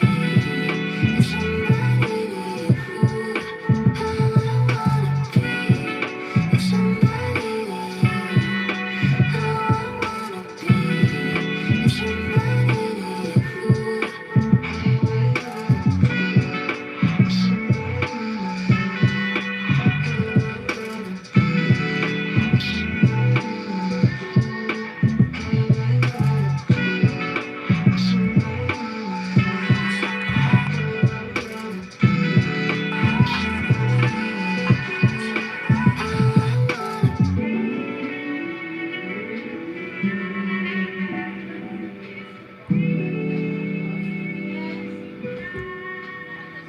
There we go.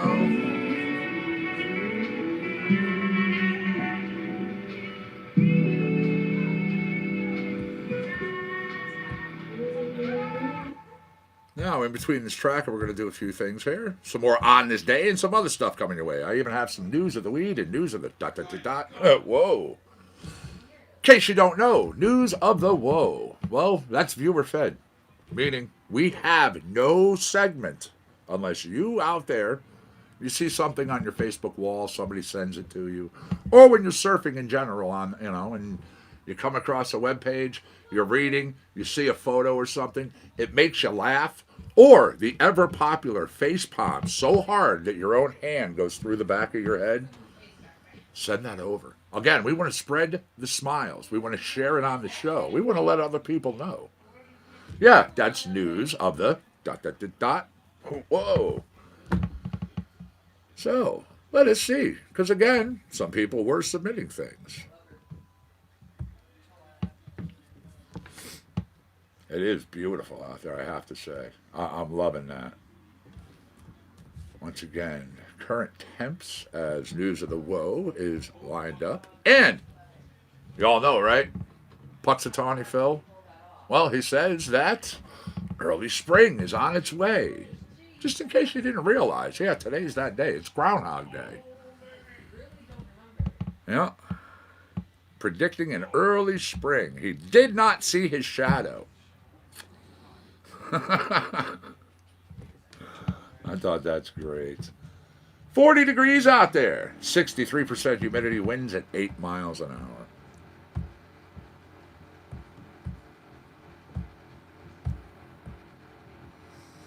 Yeah, big thing, man. It's funny, too, because we have a family of groundhogs here.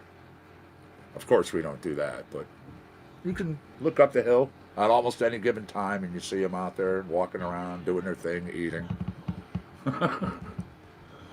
All I wanna, carry tea. Global genius. She doesn't mind. Gotta cue it up, get it on.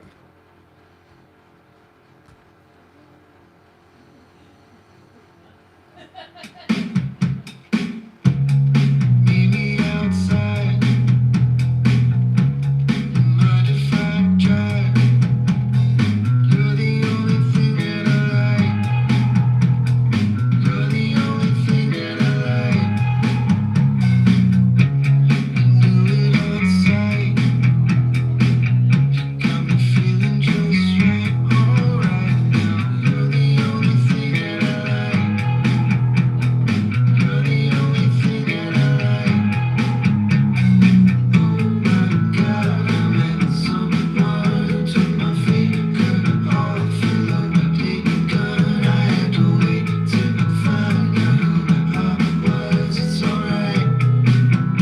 She doesn't really seem to mind. Oh my God, I met someone who took my finger. What's up, John? How are you, my friend? Nice to see you over here in YouTube land.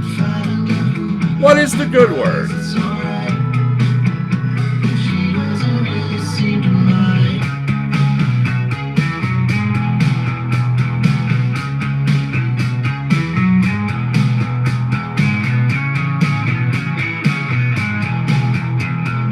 doesn't really seem to mind.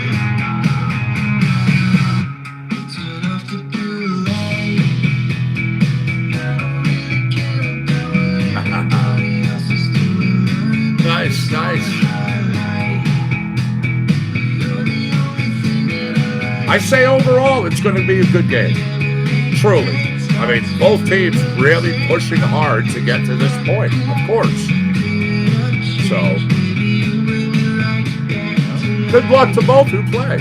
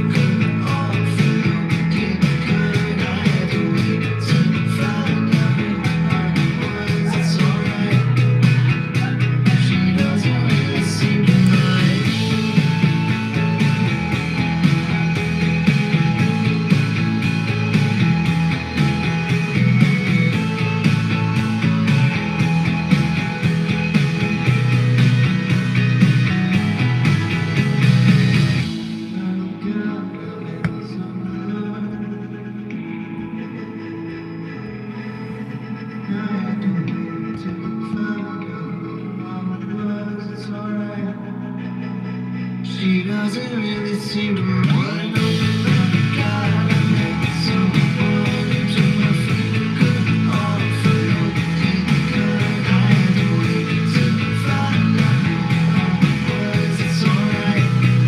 Again, I could get away with saying, hey, it's Super Bowl Sunday, because we haven't reached the level yet where I have to say it's just game day.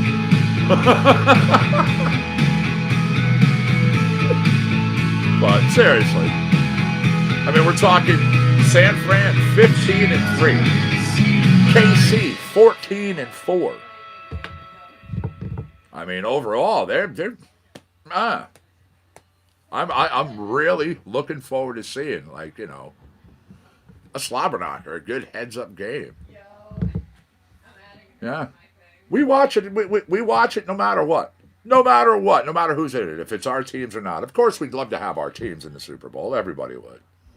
But we do. We watch all games. All right, that was She Doesn't Mind. That was Global Genius. Global Genius, that creative team with Scott Dente and Ken Lewis. Go to globalgeniusproductions.com.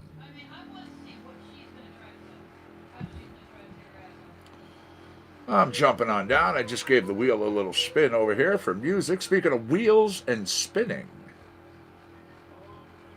I see I have people on both sides who play trivia this day. Anybody interested? I have the wheel here. It's been free spinning. I just click the button. We'll have a question. And YouTubers, thank you for the thumbs. Y'all rock. Almost 60. See, that's nice. That's nice.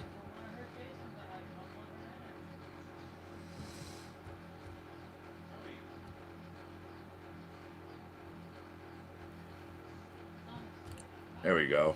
Why not? You look different outside. Actually, why not? Because that's slow. Slow's got to go. We don't do slow on this show. I already did the band that sounds like Depeche Mode anyways. Let's go to some jazz. It's called the Early Bird Special. I'll get it queued up, get it on out there for you. And why do I cut stuff off like that? Because I can.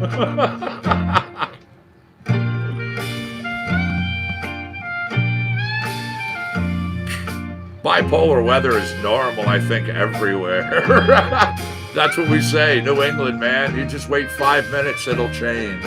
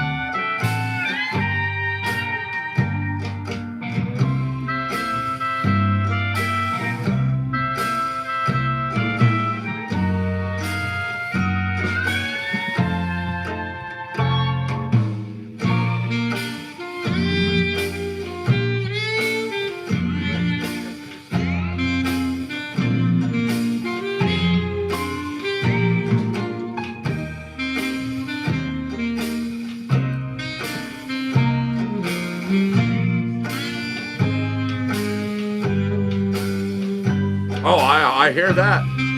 I hear that. I mean, come on. We've had that. We've had that, of course. Other places I've seen, other people I know, you know. It's in the teens here. And then all of a sudden, it's like 62. And then right back into 30s. Freezing, like, you know, freezing point or lower. And I just watch so many people instantly come down sick, and I feel so bad.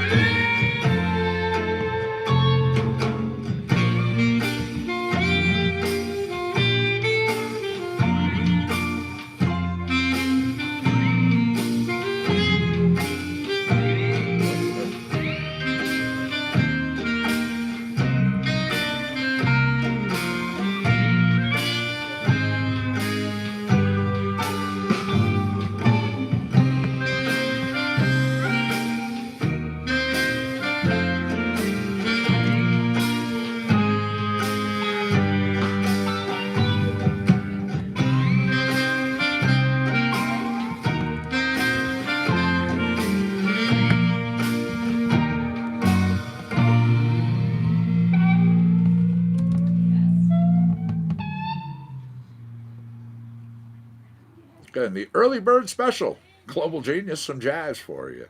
Continuing on in the jazz block.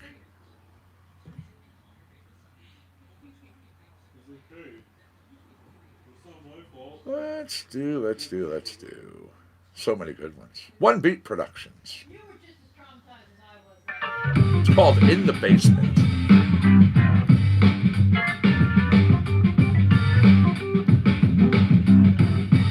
Absolutely. Builds character.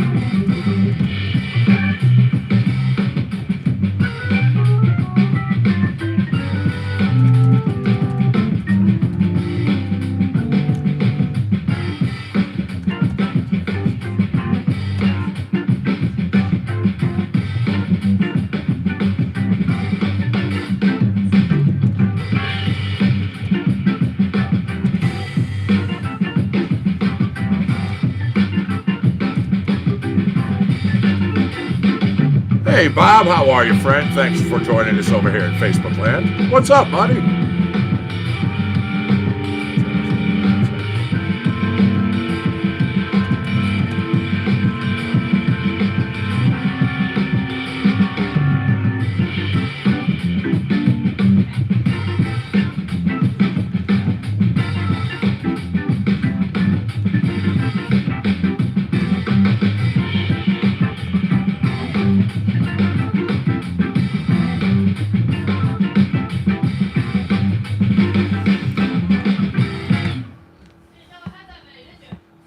That was called In the Basement.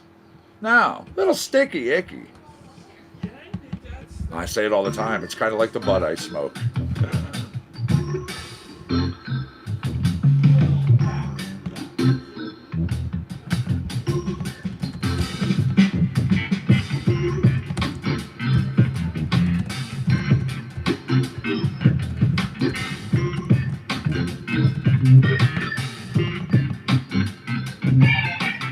I can't complain. Things are good. Things are good.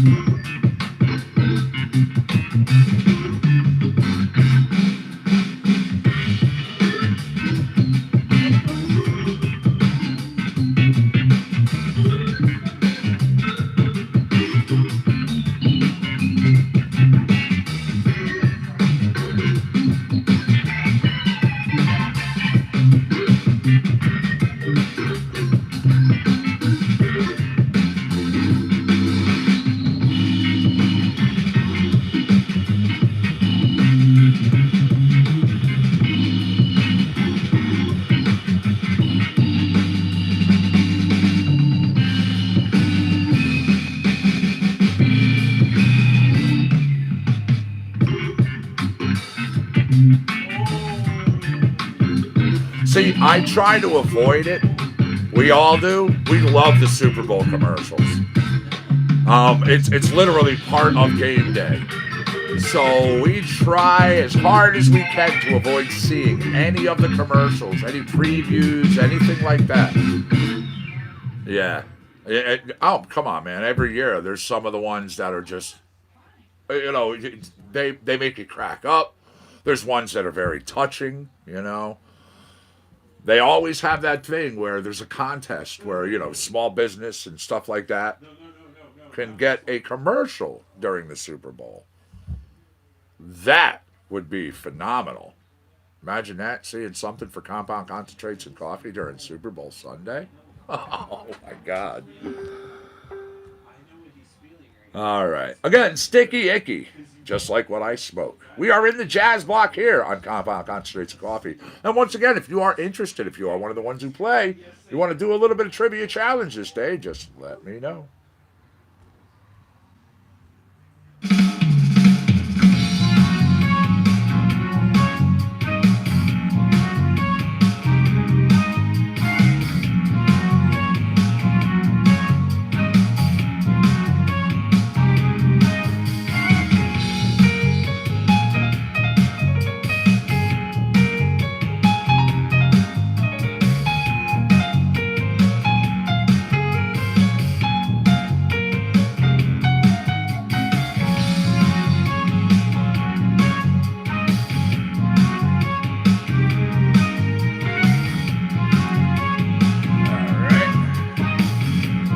I'll be right back. Just gonna go bring these in.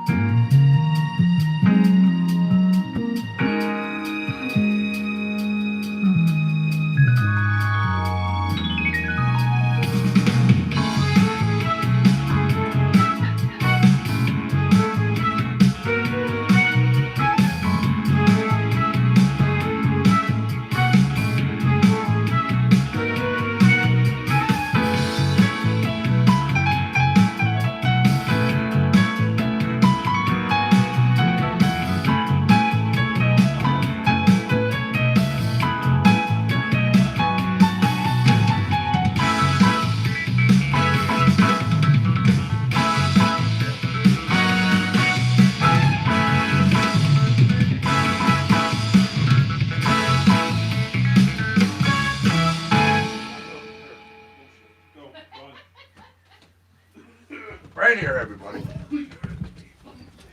Right here. I always have to clean up. I can't leave my the console and table a mess. Something new. Brian Wythcombe. Composer, artist, pianist, and a teacher. He's also an orchestrator, a producer, a publisher, excuse me, and a recording artist. The man stays busy. Go to briansmusic.net.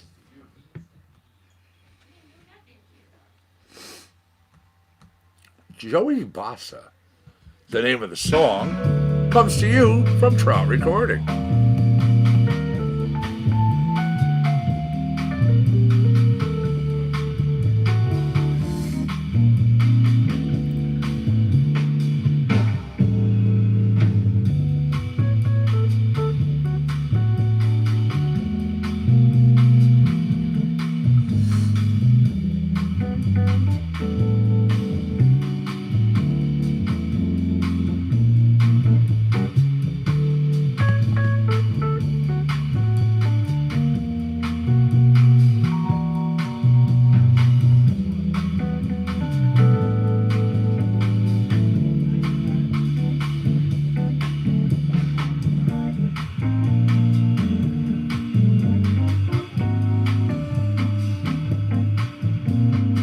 almost like a Lost Steely Dan track here, huh?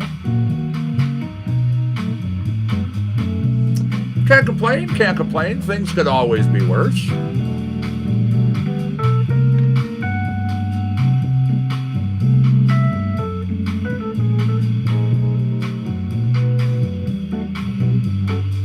Wow. Half the show already gone. Woof.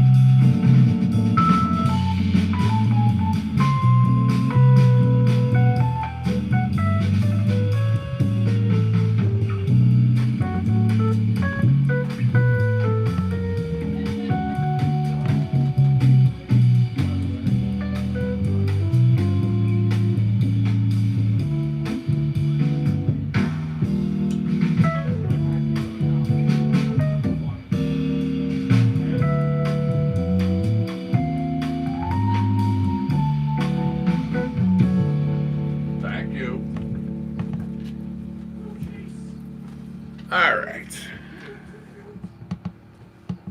Joey Bassa, Trout Recording. Gotta go over, gotta hit. Live at the Blue Note Lounge, a little Brent Bourgeois.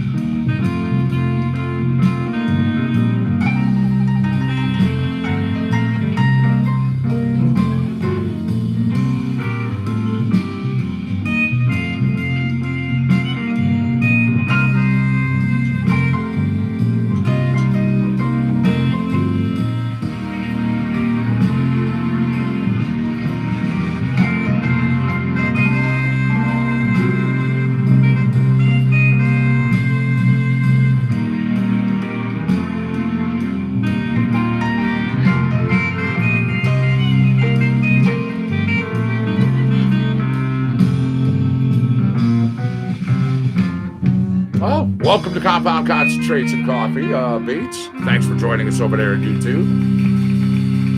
All right, there we go. We just wrapped up a track. It's called Live at the Blue Note Lounge. That was artist Brent Bourgeois. Brent, an American singer, a songwriter, a music producer. He's even the founding member of the pop group Bourgeois Tag, releasing the latest album, Don't Look Back. That album came out in 2014. Go to BrentBourgeois.com. Brent Bourgeois. Nice and easy. Now we are continuing on with our day. Got to get you up a little more. How about a little whistle while you whisper? We'll be wrapping up the jazz block. We'll be going into some other things. Plus, on deck for requests, we'll be taking care of stuff.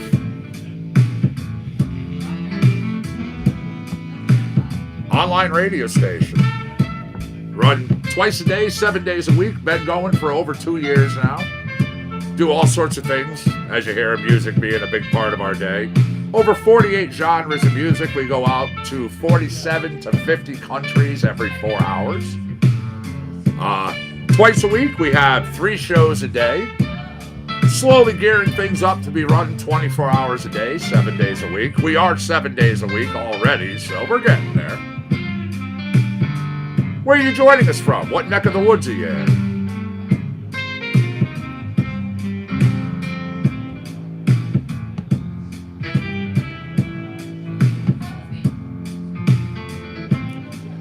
I'd love to do that, but unfortunately, that's not covered underneath our license right now.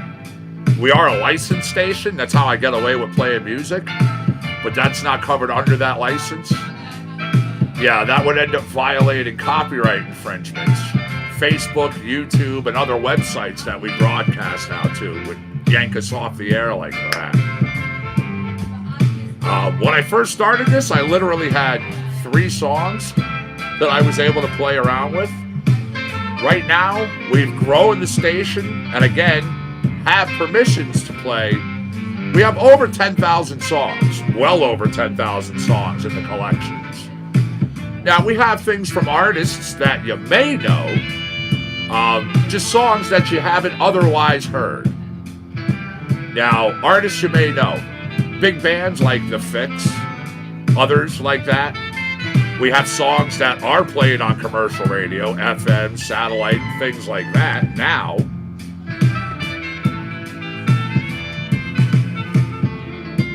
From Scotland. Very nice. Fantastic. Well, again, thank you for joining us here. I broadcast from Orange, Connecticut, hence part of the name of the show. The location we're at is The Compound. So it's Compound, Concentrates, and Coffee. Yep. Coffee, well, that's just nectar from the gods, right?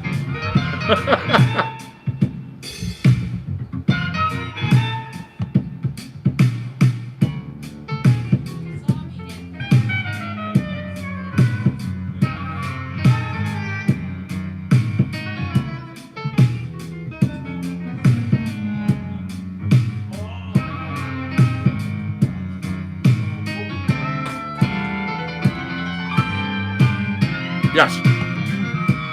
Yes, just like the license that I have now currently covering the songs we have. I mean, this license cost myself, a few $100s out of pocket. Now, bigger radio stations, same thing. They actually pay for the license, for the rights to play what they play. Now, it costs them a lot of money. Now, it's not an exorbitant amount, but it costs them a lot of money. It's one of the reasons why they're so high-priced on their sponsors, their advertisers, and doing things like that.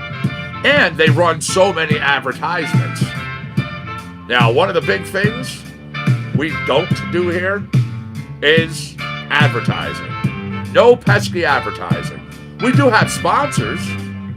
The little plaque right here runs the sponsor name. We'll talk about them every once in a while. We give them plugs. But we don't do things like regular radio or even satellite. That, again, you're talking, well, just to give you an idea.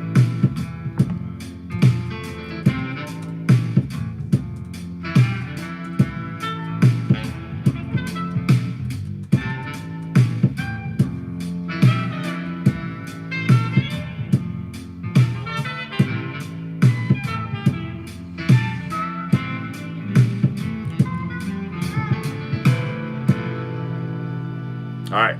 As of August 30th, 2018, the simplest way to break it down in practical terms, after the rate hike, which went through, commercial stations, a new or even major change, construction and permit and filing fees and others, is going to go to $3,975 for FM. It goes to $4,415 for AM.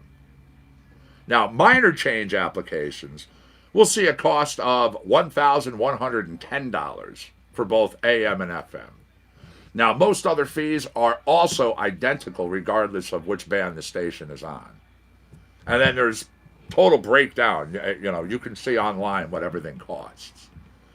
So, $4,000, $4,500 versus what I have right now, which costs me a few hundred, but still covers literally, as I said, and it's true, we have well over 10,000 songs. It was 3. It literally was 3 songs that I was able to do when I first started this. So we've grown slightly. All right, here we go. Jamie Stone, a banjoist, a composer, an instigator. He makes music inspired by sounds from all around the world. Check out jamiestone.com if you dig what you hear here. This tune, it's called Accordion Nation.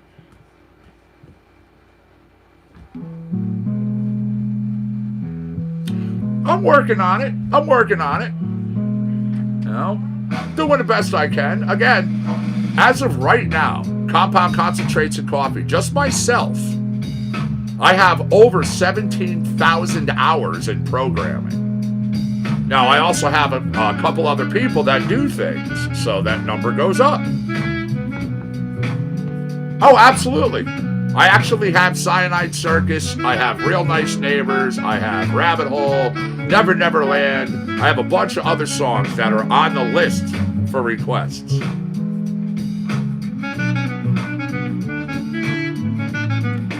I would love that. Thank you very much if you're willing to do that, for sure. We actually have some businesses that do that themselves. They have us piped over their PA systems. So, yeah, that'd be great. I mean, hey, if you want, if you have a bar, feel free to drop links for your location so people can go check out what you got. Yeah.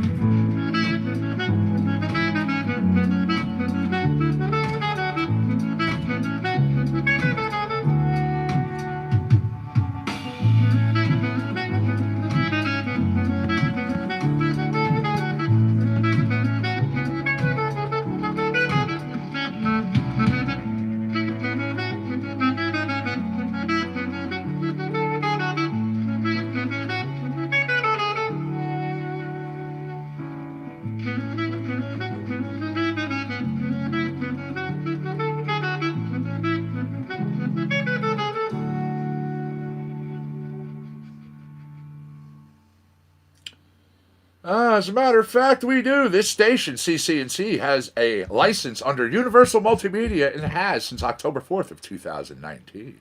So, and comparing me to a clown, well, that's a compliment. I think clowns are great. So, here we go. Bringing you a little more on this Super Bowl Sunday, of course. That was Accordion Nation that came to you from Jamie Stone. Now, we had requests. You want to hear some Echopraxia? I have no problem with that. I planned on picking things up anyways. Now, we have Cyanide Circus. We have Candy Corn Castle. We have Dune. We have Crush. We have so much more from them. All great tracks. We even have brand new stuff. Austin Woodward himself, I talked to the man just a couple weeks ago. He told me personally, new stuff is coming out. New stuff is coming down. I'm looking forward to it. Here you go, Candy Corn Castle. And then we're going to go from here.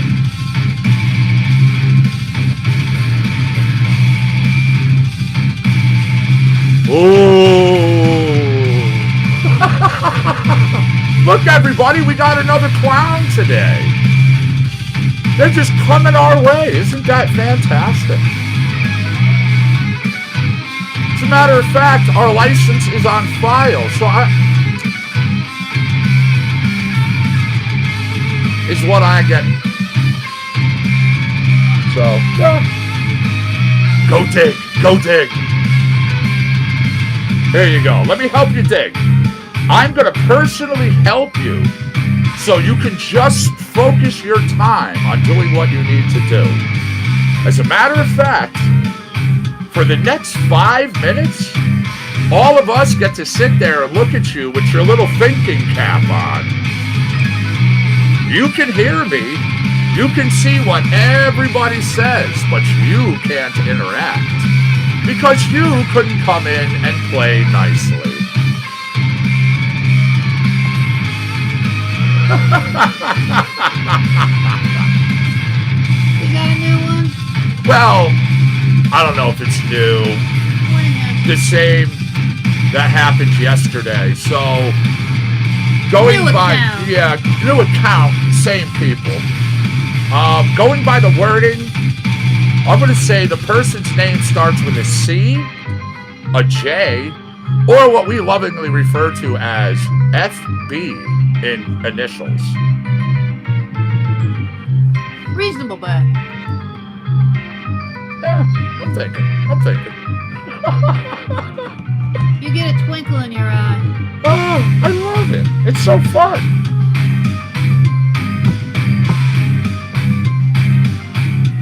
Count down that time out now. Oh, yeah.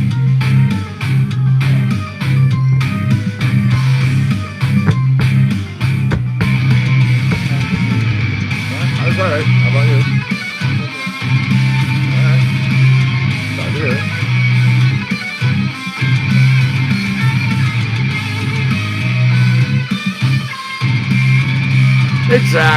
Exactly. I'm glad my show gives people a purpose.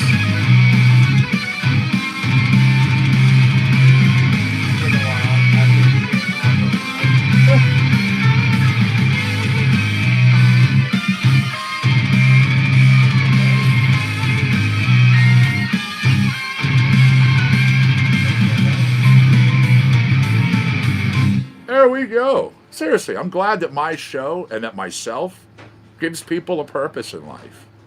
Because you can only imagine that these people basically floundered with nothing to focus on.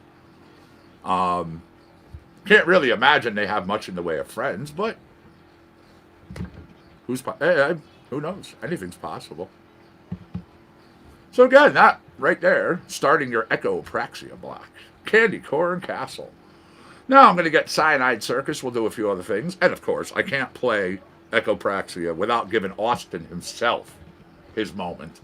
Because if it wasn't for Austin, we wouldn't have any of Echopraxia or any of this other stuff from them. You know? Zach Ledbetter, Austin Woodward with Shane Roberts, you know, all those. There you go. Cyanide Circus. Yeah, Little Chase. He was out here before. It's all good. Nothing but love. Nothing but love. I truly put him in the corner as a thank you. I love the entertainment. Oh, me too, kiddo. I need this. Yeah. I mean, straight up, the one yesterday said, why don't you just ban me? Why would I do that? I mean, I have other moderators. Now, if they decide they don't want to put up with stuff, well, they can do what they want to do. Me personally? Heck no. This is too much fun. It's like playing Pong with a troll instead of the little ball. Then when I get bored, I sit you in the corner.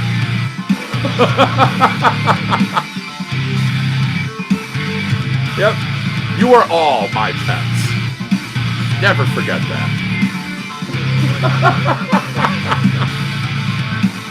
And of course, to the rest of you, you are family. Everybody knows that. And the family loves to play with the pets.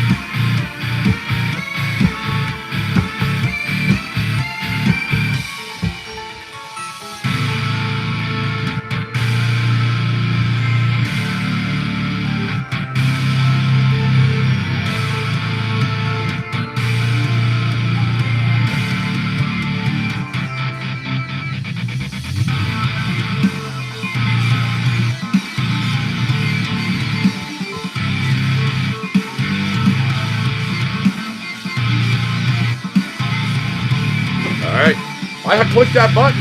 I'm going to have a trivia question for you.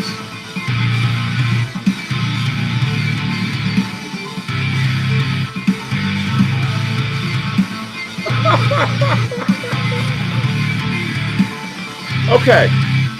Now, right there, you actually showed a little bit of humanality behind you. After your timeout, you calmed down, you apologized. There you go. Why would you be banned?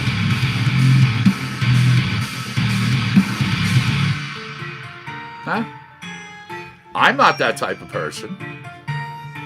I don't have to stoop to that level. Absolutely. Welcome to Compound Concentrates and Coffee. Anyways, I have a question. I did click that wheel. I see people, and I know I have people who get into trivia on both sides, Facebook and YouTube's. So, good luck to all who play. Yeah, last time we did it, it was another really good game. We had Facebook at one point. They took the first half. They totally took the first half. And then all of a sudden, YouTubers came in, and, well, one thing led to another. We even had a tie. We even had a question where it was, right, I mean, like, people had their answers up. People got it on the board. Unfortunately, the chat's sometimes doing what they do, both Facebook and YouTube. People's answers weren't showing up. However, we know the way people are here. Everybody is on the honor system here. Most times we can verify that stuff is up there. But even in the case where we had that issue, well, each side earned a half a point. So we just went on from there. It ended up being a really good game. Just a few days ago, we had that one game. It was literally 10.5 to 9.5. You can't get any better than that. Unless, of course, you're tied all the way through, and then we have to go into the tiebreaker, best 2 out of 3. However, that's not happened yet here in 2020. Anything's possible. Anything's possible. So,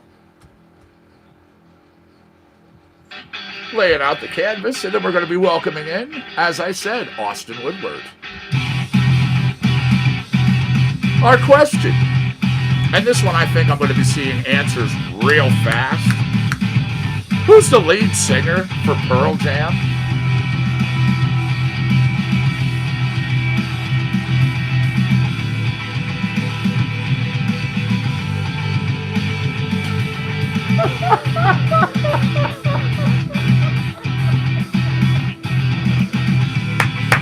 That's right, YouTubers. That's right. Eddie Vedder is correct.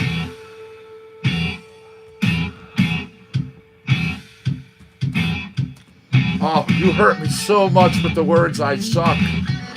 Oh, I think I'm going to shut down my show and go into hiding.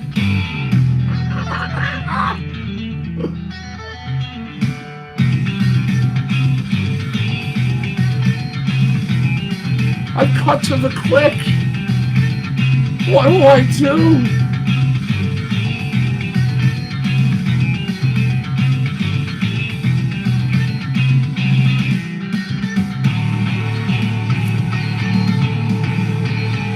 I suck because I just don't give you what you want. Yeah. Have a nice day.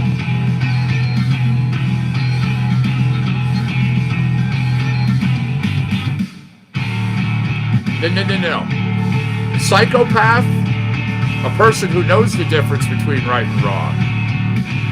A person who doesn't care, sociopath. Big difference. Big difference.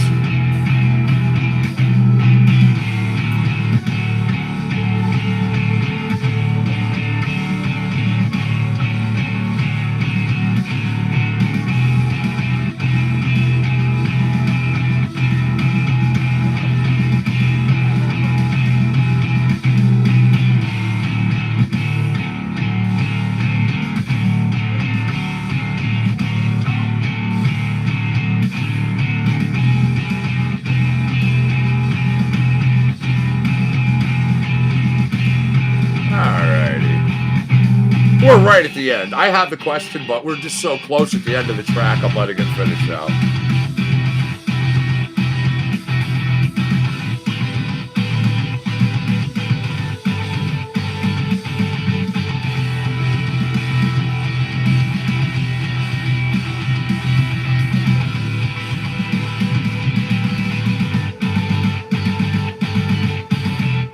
There we are.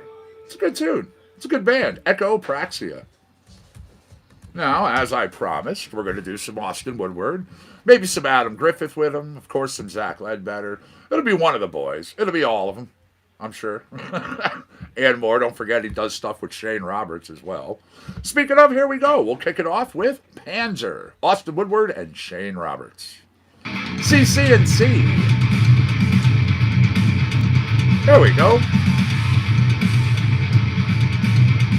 Halloumi, a semi-hard, unripened brined cheese, originating from what Mediterranean island country?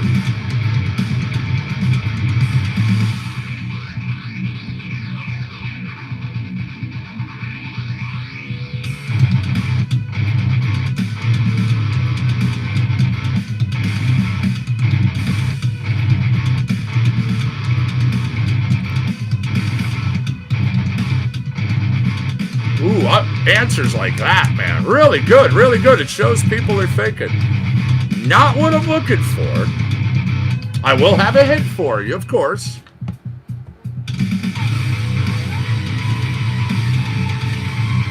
What's up, Bud Rich? How are you, man? Thanks for joining us over here in YouTube land. Happy Super Bowl Sunday, kiddo.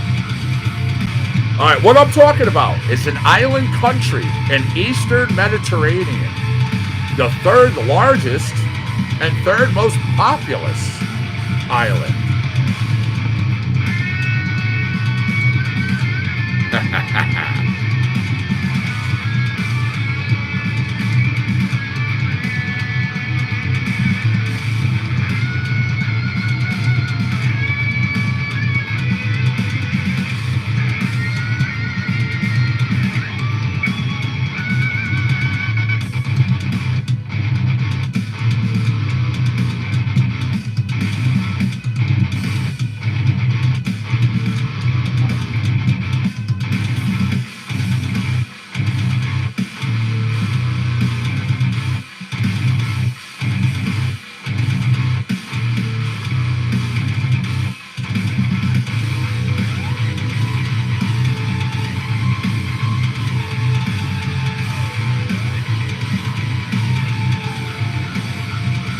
still got no answers to my question. Not getting the right response, I should say. I have answers, but not what I need.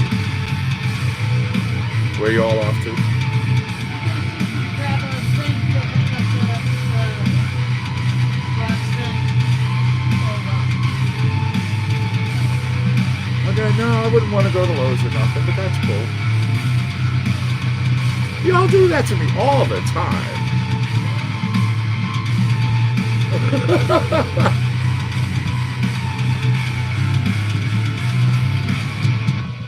All right. As I was saying, the third most populous island in the Mediterranean, located south of Turkey, west of Syria and Lebanon, north of Israel and the Gaza Strip, and even Egypt, and it's southeast of Greece. There you go. Yes, good job. See, I had a feeling somebody would get it. Yes, Cyprus is correct. That is right. Nice work. Nice work. And right there at the end of the track, too. Very, very close to the end. Fantastic. Yeah, Cyprus. It's a country over in the Middle East. There we go. This tune's called Knockout. Once again, remember, I talk with Austin. He has personally told me right in Facebook, new stuff is coming.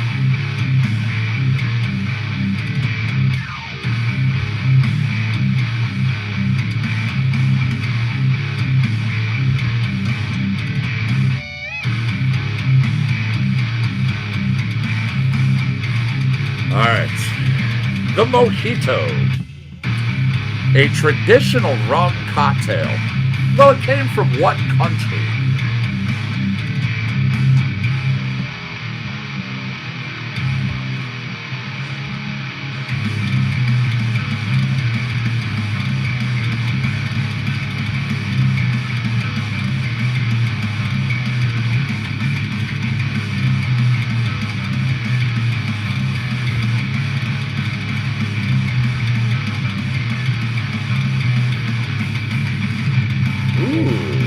Responses again, almost instantly.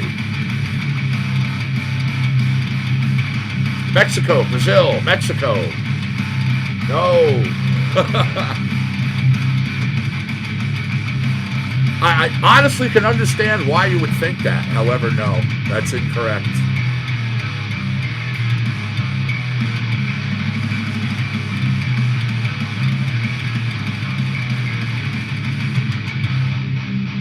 There it is. That is correct. Havana, the birthplace of the mojito. Now, the exact origin of that cocktail, subject to debate. However, the birthplace is Havana, Cuba. Good job, YouTubers.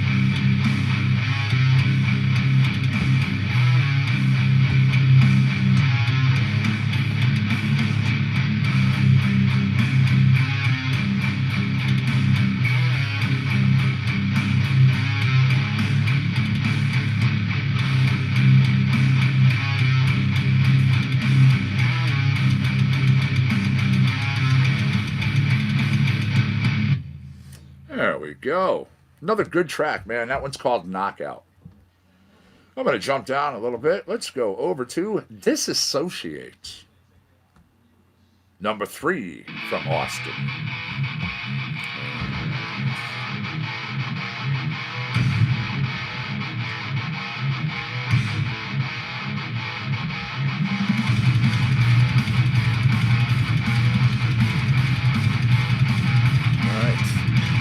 Key and kefir. 2 types of what fruit?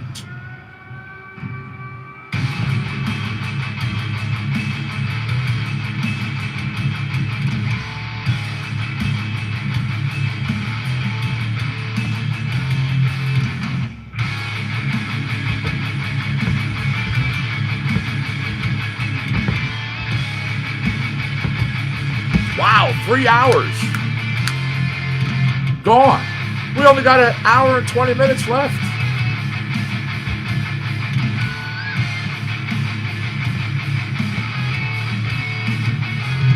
Once again, key and kaffir, 2 types of what fruit?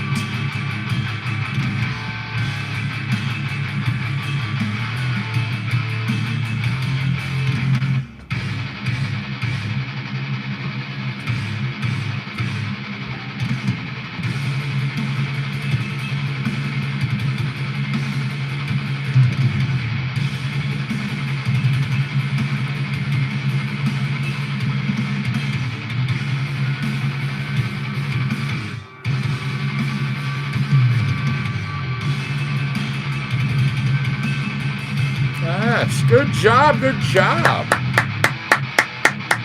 Good guess on the coffee bean. However, no, I was looking for lime. Very nice. And multiple people having the right response. Golf clap.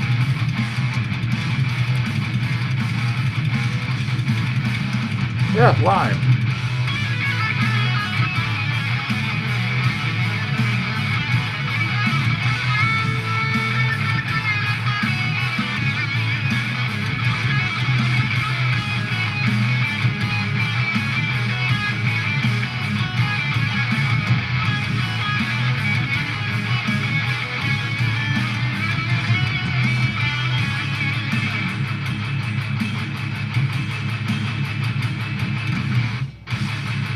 Right here at the end of the track, just letting it finish out.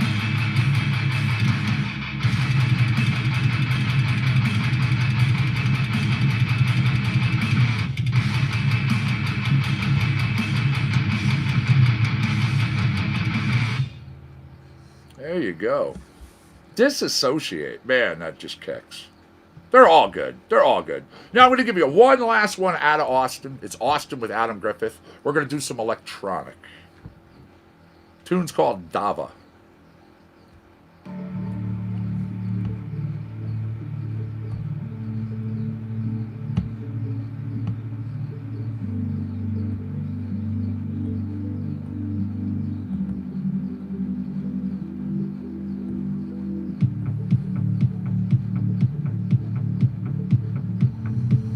We were talking about that, Bud Rich. Honestly, I mean, it's going to be a good heads-up, hard, hopefully smash-mouth game of football.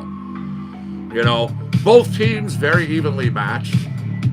You know, one coming in with a 15 and change record, one coming in 14 and change. I mean, obviously proving their mettle all the way through this whole season to get where they're at. So, yeah. I am. I'm hoping to see like a really good heads-up, hard game.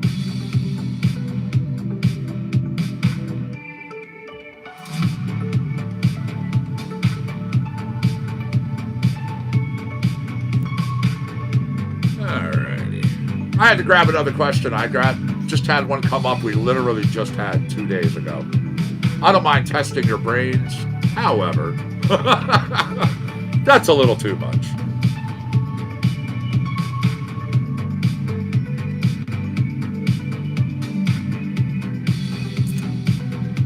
All right. This famous World War II general actually competed in the Olympics. Can you tell me who it was?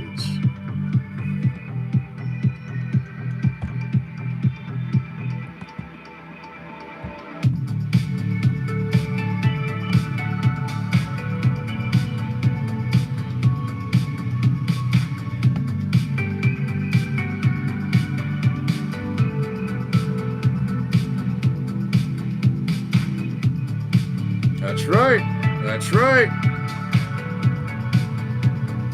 Now, there you go.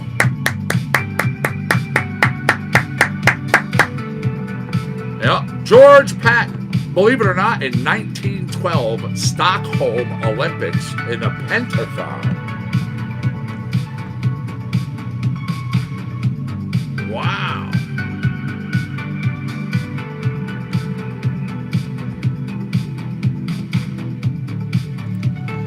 Pentathon, an athletic event comprising of 5 different events for each competitor. Now, this in particular, also modern pentathlons, men's events involving fencing, shooting, swimming, riding, and cross-country running. Hey, Chase. Come here, buddy.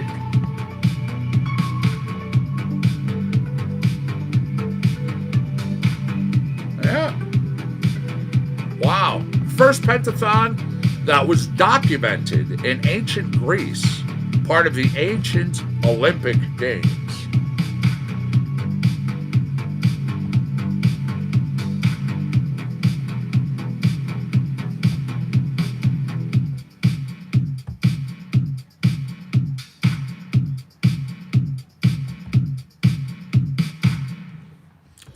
Alrighty, I got that wheel spinning. Let me get this going. I also am going to grab us another track again. That was Austin Woodward with Adam Griffith out of Electronic, a tune called Daba.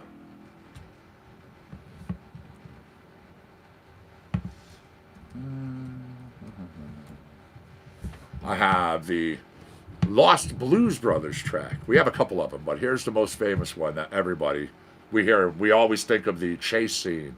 I mean, it's just there. It's called Jukebox Slim. Comes to you from Lyle Workman.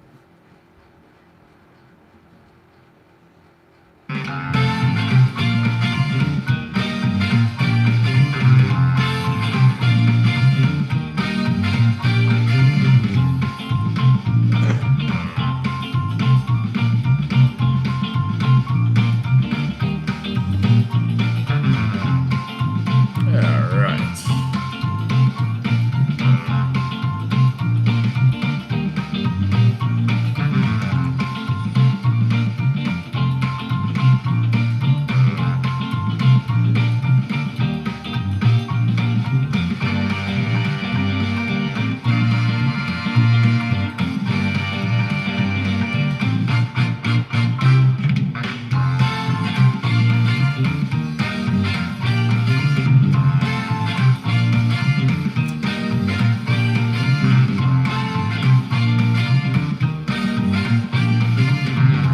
What term describes the amount of light a planetary body reflects?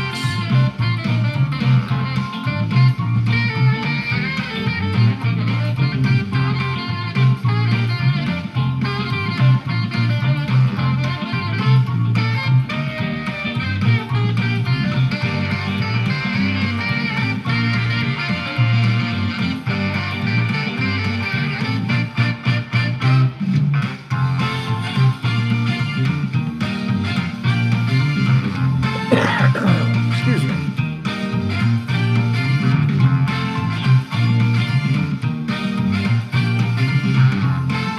Ooh, good guess, but nope, that's not what I'm looking for here.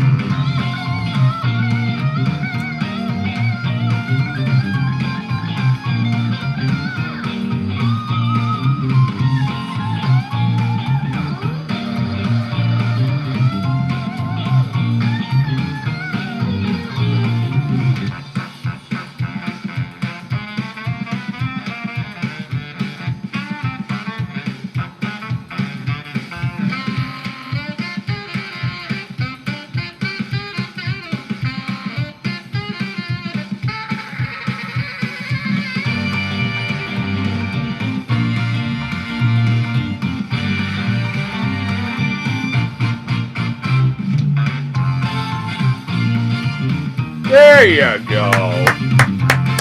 That is correct, Facebookers. Albedo is what I needed. Yep. The proportion of the incident light or radiation which is reflected by a surface, typically that of a planet or moon. Wow. Facebook now making this a game once again. YouTube was staring at the pause, like the brink of the pause for the cause. However, Facebook now on the board with 3 points to YouTube's 4.5.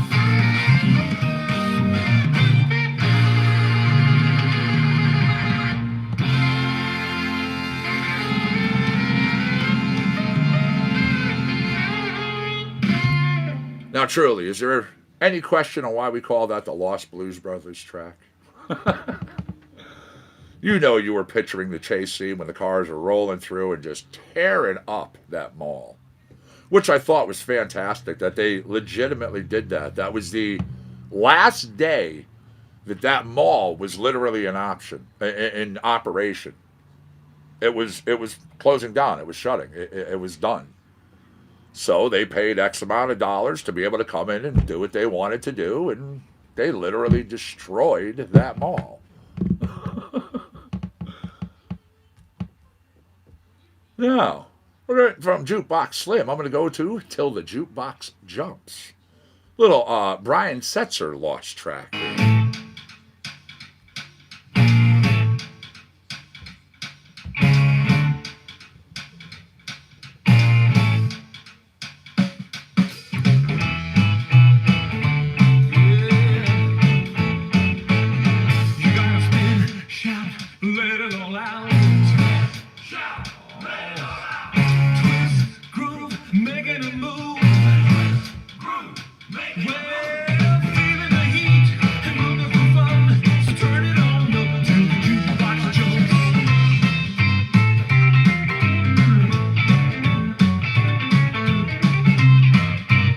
There we go.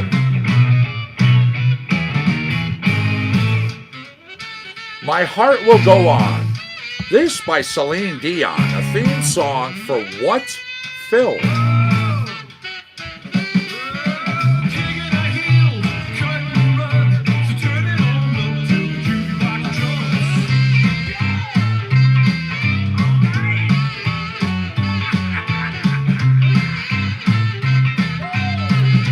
Got Valerie over here rooting on her team, which is awesome. That's right. Pause for the cause being achieved. I was, in fact, looking for the Titanic. Yeah. We have multiple people who actually had that right response, even. Golf clap.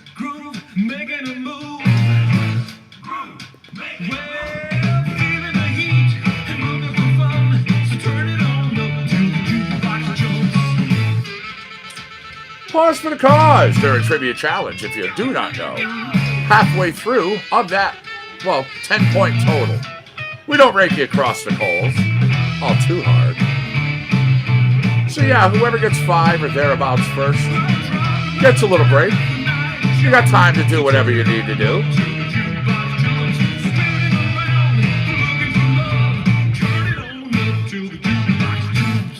Now, what I'm going to do, though, because we've been broadcasting now for 3 hours and 13 minutes. We only do a 4-hour and 20-minute show. And Facebook auto shuts down automatically at the top of the 4-hour mark. Instead of going 30 minutes in the pause, I'm going to give you 20 minutes on the pause, and then we'll come right back into Trivia Challenge. This way, hopefully, we get through the rounds, before Facebook loses their show. I have nothing to do with that. We here at CC&C, it's on Facebook corporate themselves. They literally put a broadcast length of 4 hours. We were told if we want to pay and boost and do stuff, we'd get a longer time, we'd get a higher quality, better audio, get out to a larger audience, so on and so forth. But I don't want to do that. Everything that's been done on this show has been organic. It's been natural. It's been word of mouth. So for that, I truly am thankful. All right, everybody. As I said, you have 20 minutes, and then we'll be back into round 2. So I'm going to cue up some music. I got to run to the other side of the building really quick. I'll be back. Monkey's going to hang out with you. He's going to do his thing. You know the routine. Yeah, we'll go. Yeah, we're gonna start back up right at 2:00. Okay.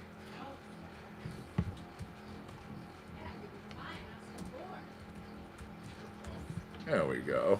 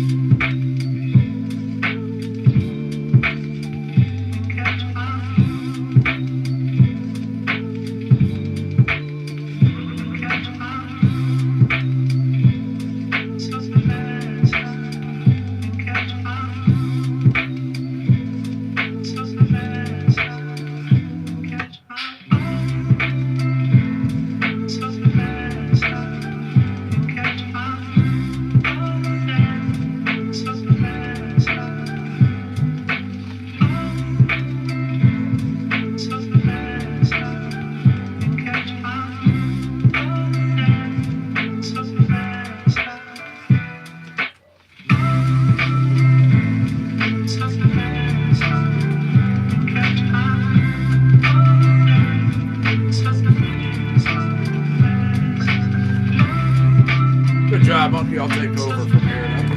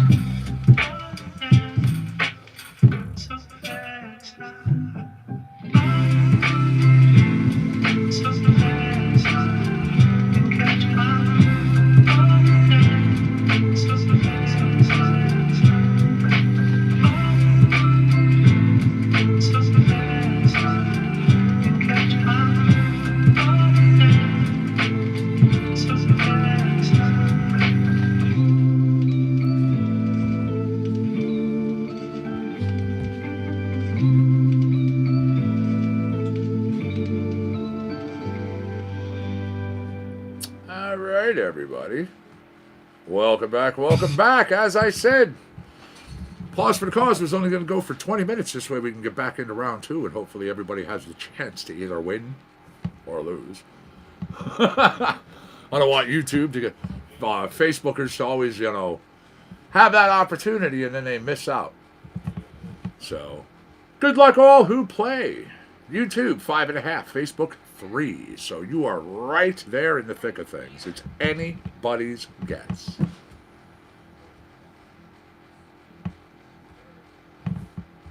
Alrighty. Let me get this loaded up here. So,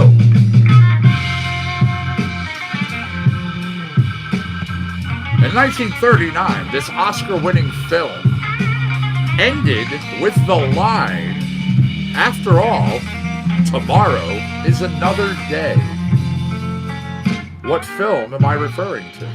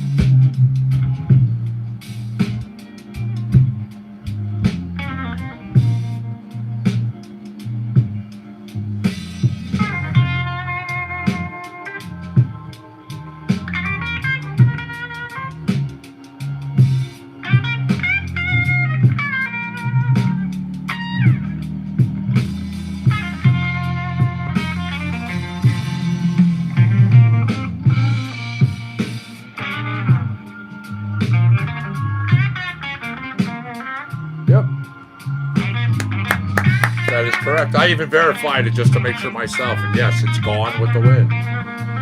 That is the last line from Gone with the Wind. Good job, Facebookers.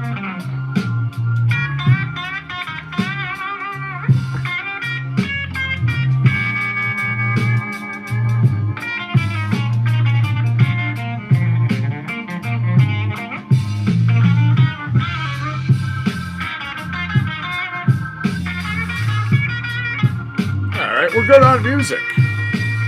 Now, Chico's Bail Bonds, the sponsor of this fictional Little League team in a famous movie. What movie am I referring to?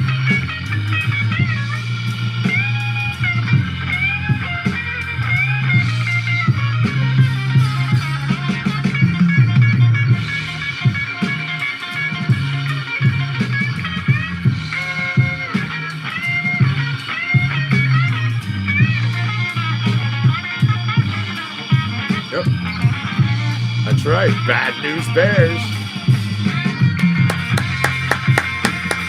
Who saw that movie?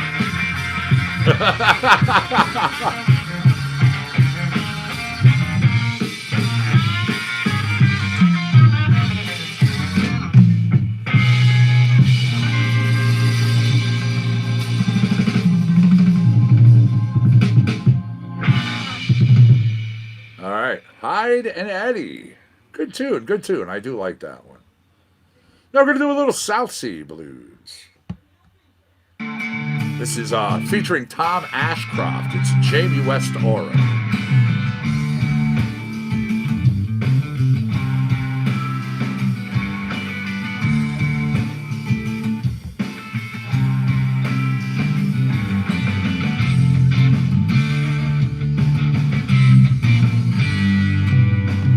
All right.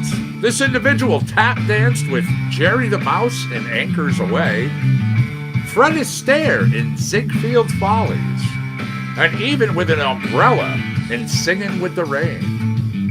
Excuse me, Singing in the Rain. Who is the person I'm referring to?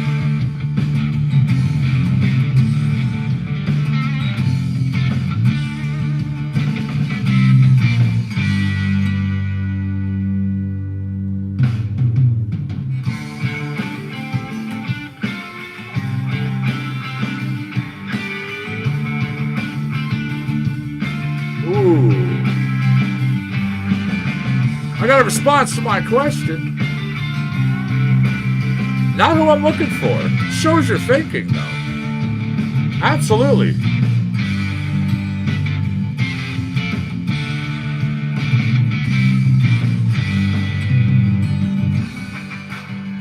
This individual, an American Irish dancer, an actor of film, stage, and even television. A singer, a film director, a producer, a screenwriter, a comedian, and a choreographer. Known for his energetic and athletic dancing style, good looks, and the likable characters that were played on screen. Born in 1912, passed in 1996.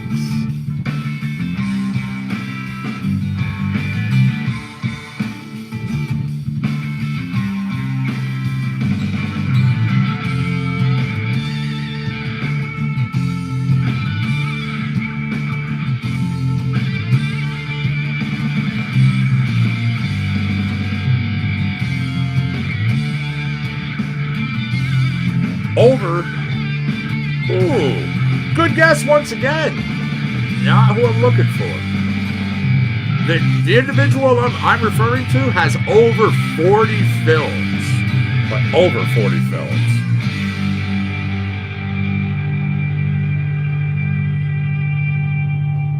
Oh, wrapping up the track means we wrap up the question. I was looking for Gene Kelly. Gene Kelly. Yeah, Eugene Curran Kelly. This is born. Yeah.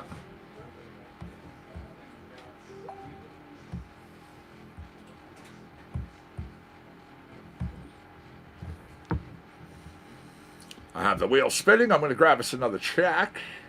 Another, let's see here. Little Brian Wythcombe once again.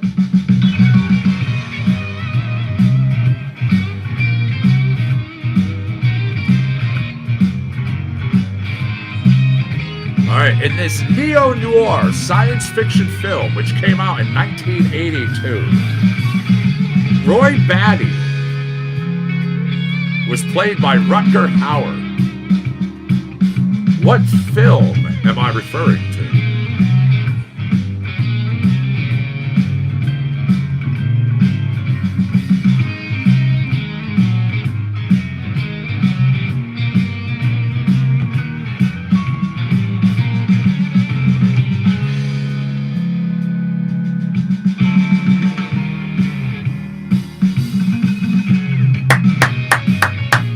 Good job, Facebookers. Nice try, YouTubers. But I wanted Blade Runner. Yeah, Blade Runner. Man, I've watched that so many times on video disc when I was younger, when it came out. I still have the original video disc. That's such a great movie. Fantastic work, by the way.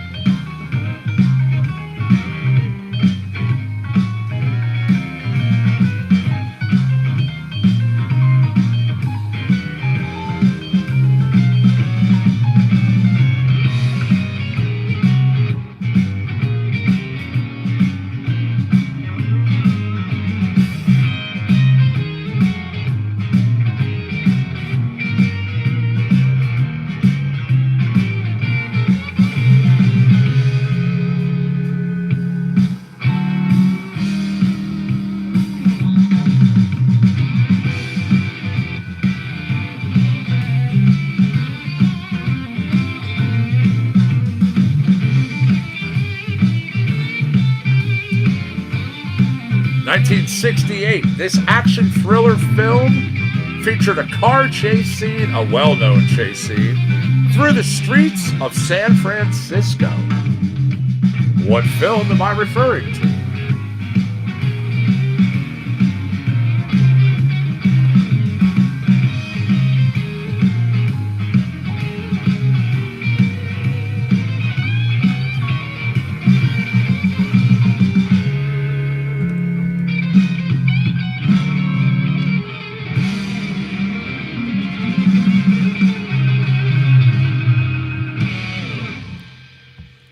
Now, you still have time to answer. We were right there at the end of the track. I have the other one coming up right now. Doing that because, of course, time constraints and all. Again, I want everybody to have the chance.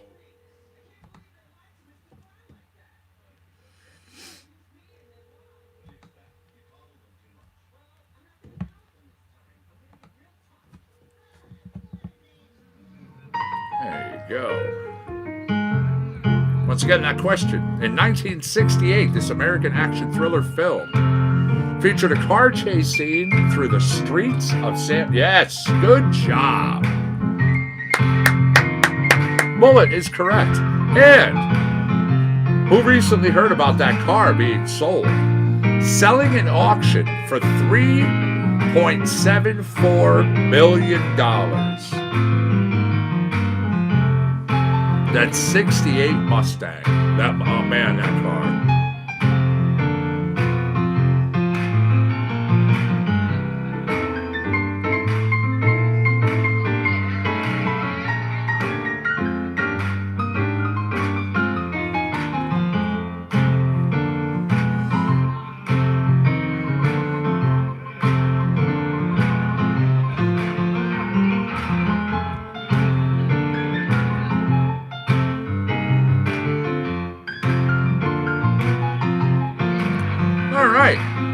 Shelton Jackson Lee, American film director, better known as who?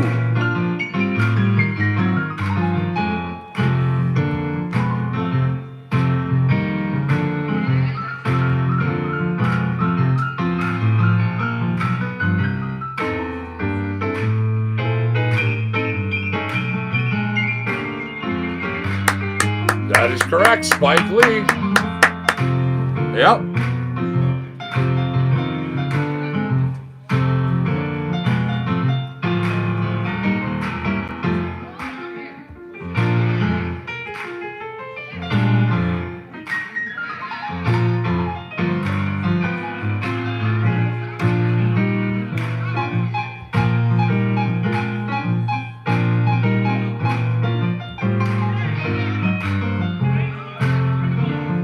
There's a name for the stock sound effect, which is a man screaming.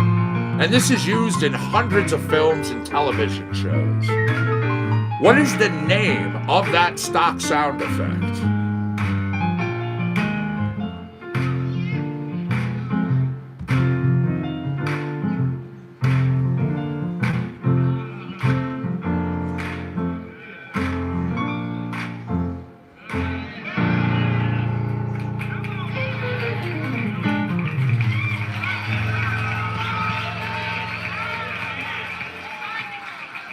All right, continuing on with Won Your First Rodeo.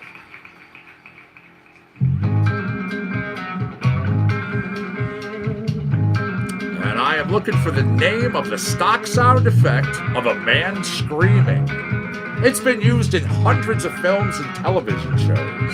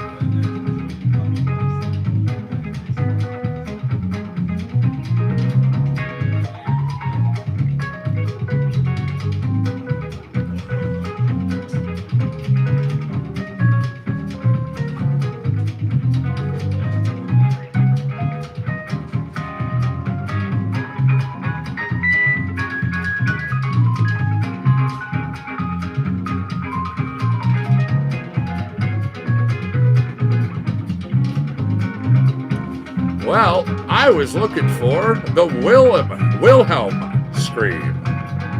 The Wilhelm scream.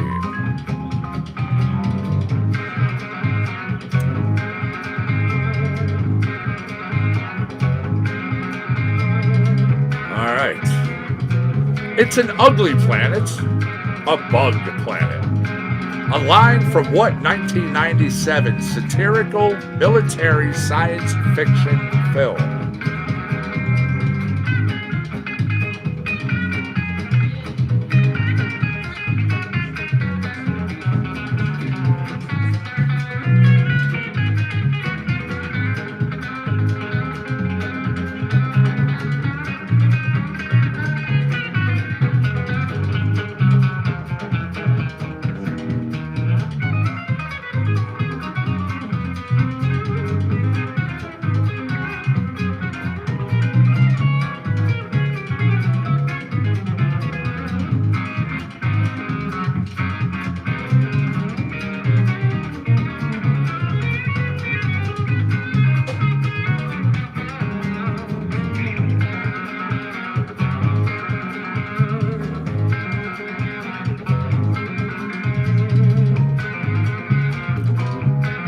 It's an ugly planet, a bug planet.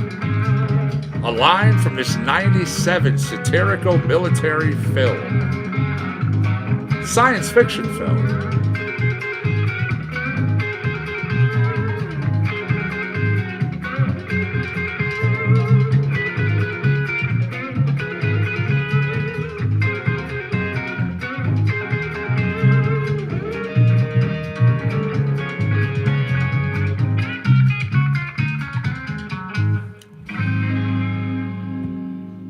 I was looking for Starship Troopers. Starship Troopers.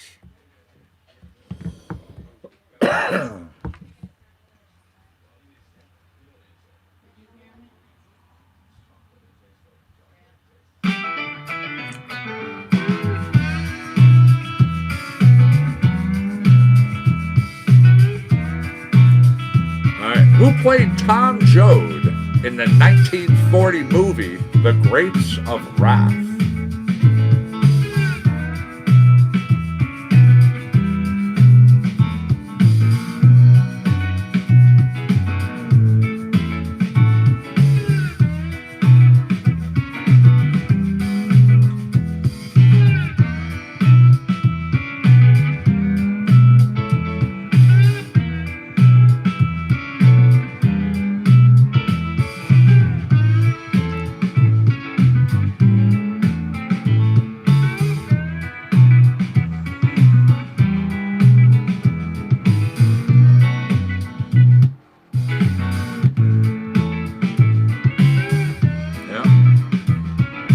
Good job over there. I wanted Henry Fonda. Yeah. Henry Fonda.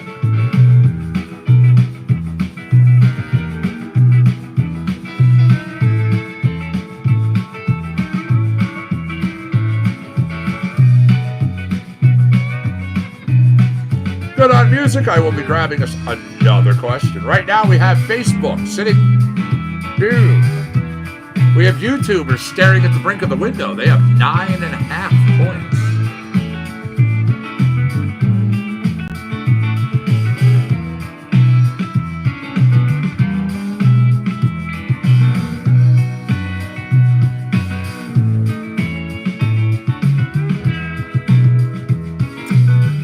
So, in that American live-action animated comedy film, Who Framed Roger Rabbit? Who framed Roger Rabbit?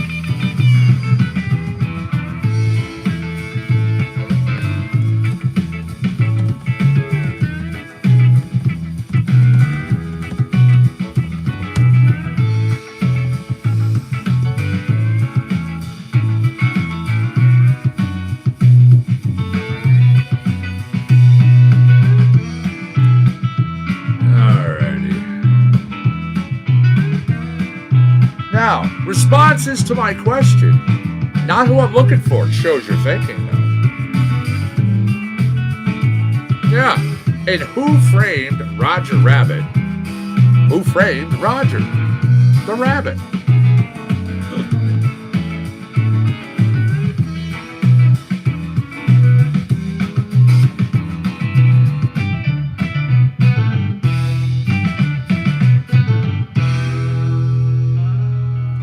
Now, main characters, of course, being Roger Rabbit, the cartoon human wife, Jessica, human detective, Eddie Valiant, and the toon in human disguise, the villain, Judge Doom. I was looking for Judge Doom.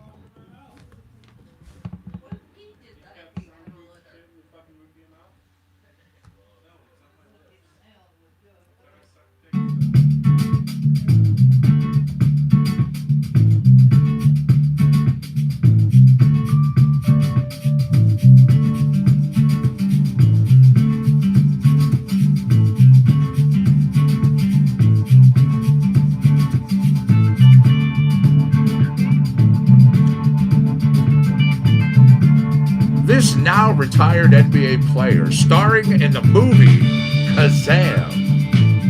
That movie, of course, coming out in 1996. Who am I referring to?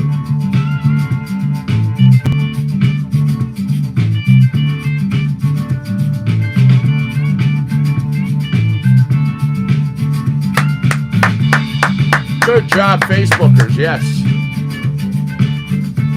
It was, in fact, Shaq. We have multiple people who had the right response. All for that.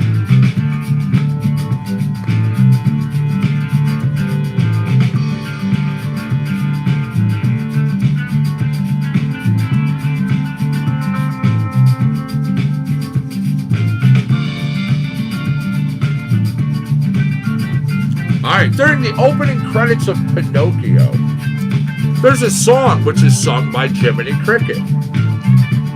What song is it?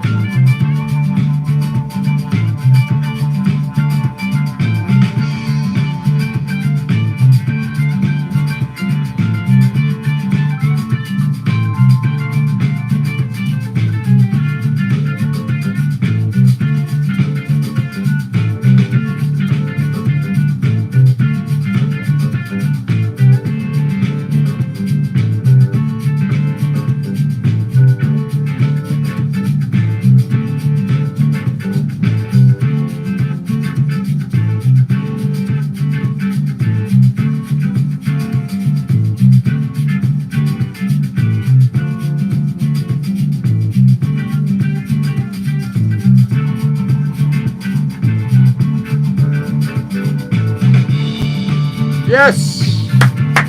Good job, Facebookers. When You Wish Upon a Star is correct.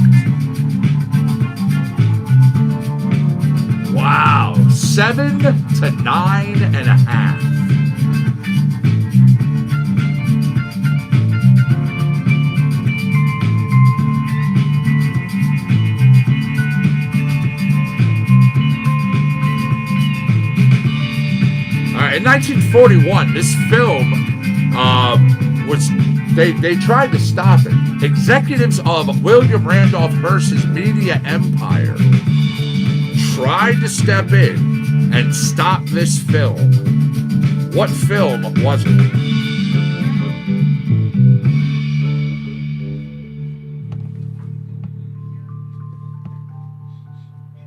Continuing on, it's inside my pocket. We are hitting elbow grease.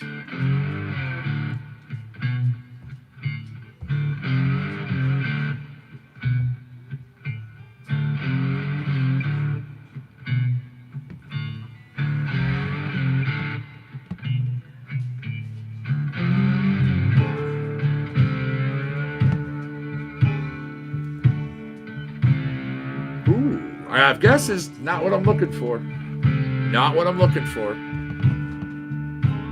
By the way, Facebookers over there, you have like 3 minutes and change before your broadcast. 2 minutes and change now before your broadcast shuts down. Jump on over to YouTube. Hang out with us.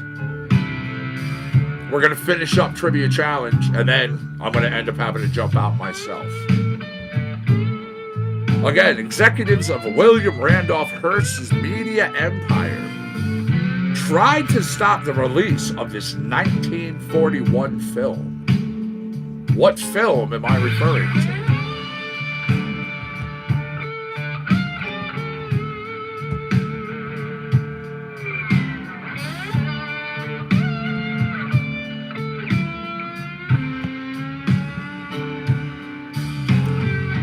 I'll give you a hint. The film is directed by Orson Welles. Story by Orson Welles.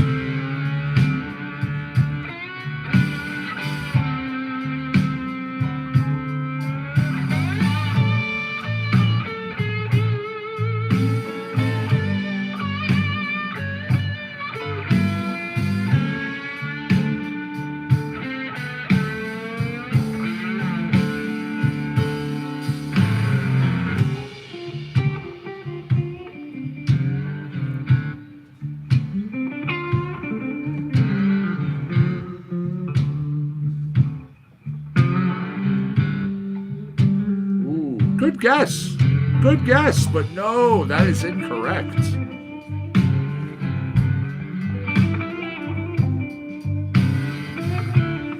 The release date of the film I'm referring to was September 5th of 1941. When a reporter is assigned to decipher newspaper magnate Charles Foster Kane's dying words, his investigation gradually revealing a fascinating portrait of a complex man rising from obscurity to staggering heights.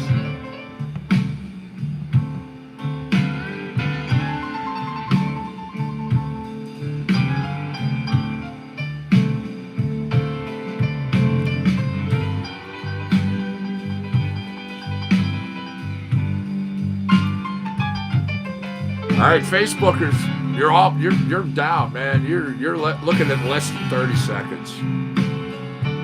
We'd love to have you over. Seriously, come on, hang out. We're just gonna finish up trivia. Right now, you're at 7 points. You're kicking. You're still in the mix.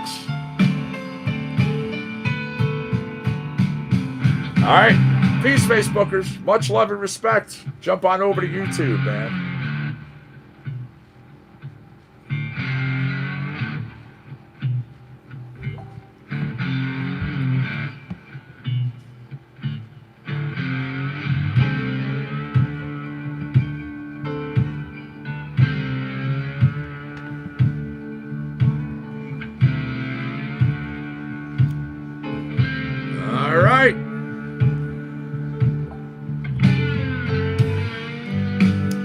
I was looking for Citizen Kane. Citizen Kane.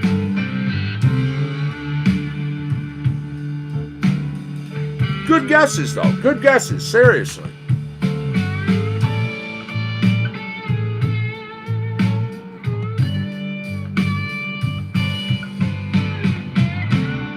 All right. And you know what? I've got the question. We're right here at the end of this song. That was Elbow Grease. Next up we hit all the tripwires.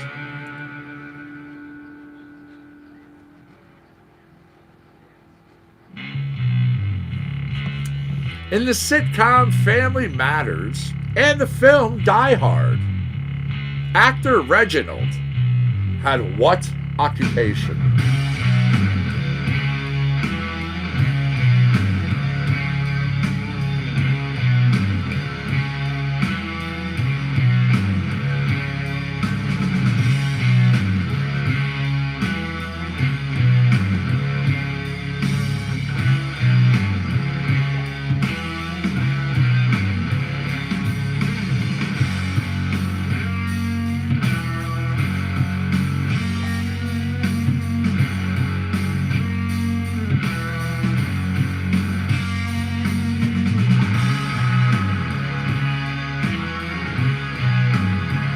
Boom!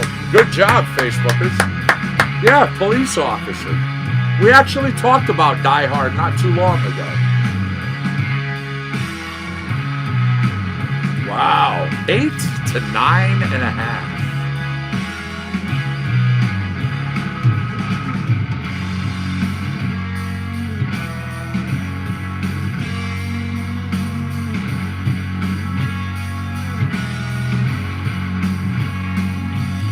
All right, in 1997, this action thriller starring John Cusack, John Malkovich, and even Nicolas Cage came out. What movie am I referring to? Action thriller film.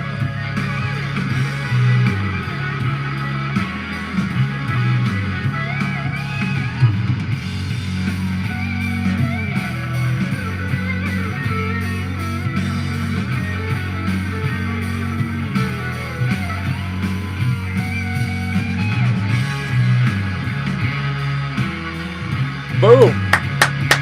That's right. Con Air is correct.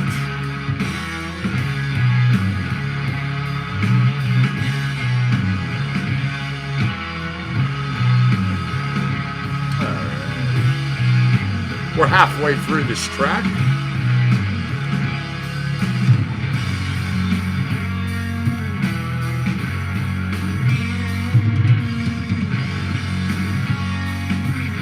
Con Air. Good try, though. Good try.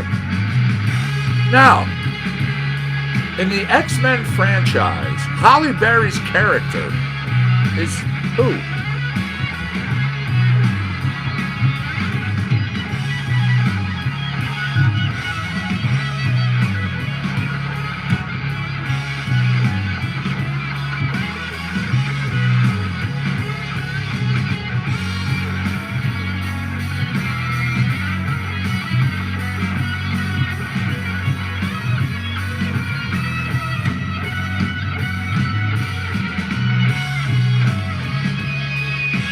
For the win!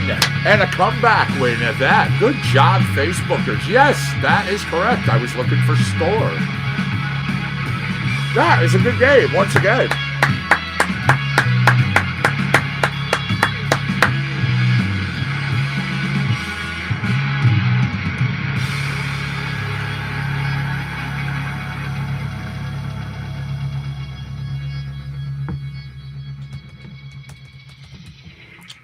So, I have this track. It comes after every trivia challenge win. This song, it's a request, and then it becomes this loving dedication. It's from the winners to the losers. You know what? Let's hope the Super Bowl is the way that game just was. Seriously. Facebookers, giving it to YouTubers. Nico Fuzz and Barbasauce way. Kick in the ass.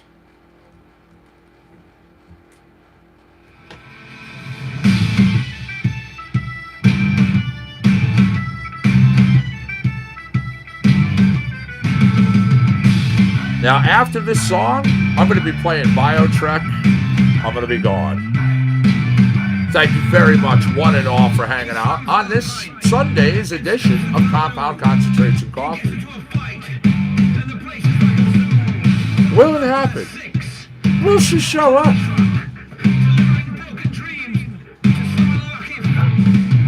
You know Diana is helping for it. Hello, my beautiful.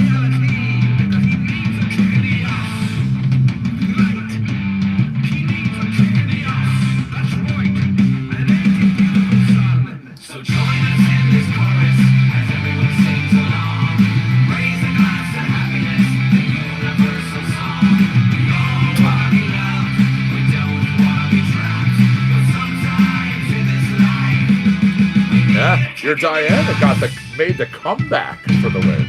Very good. Yeah? Yeah. She did fantastic work over there.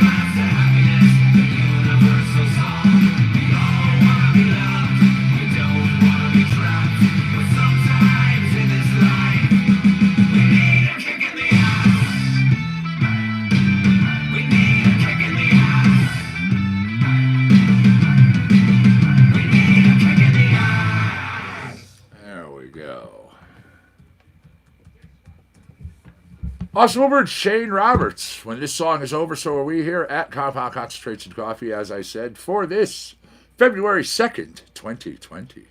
Y'all be good. You stay safe out there. I want to see you back tomorrow.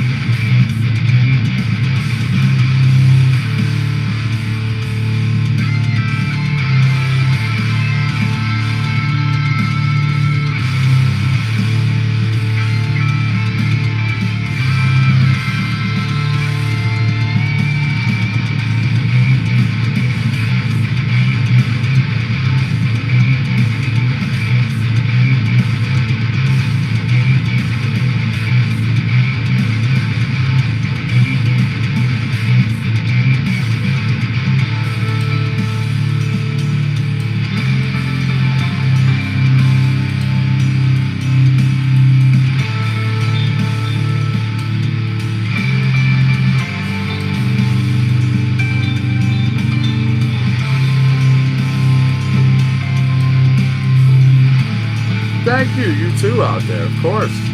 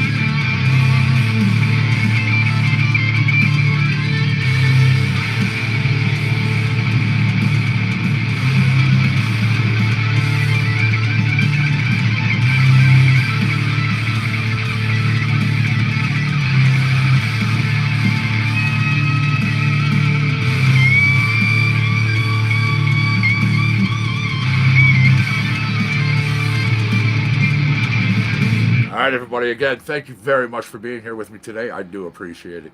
Y'all be good. You stay safe. Peace. Much love and respect. Connecticut Medical Marijuana Critic, Compound Concentrates and Coffee. We're out of here. Enjoy the rest of your day.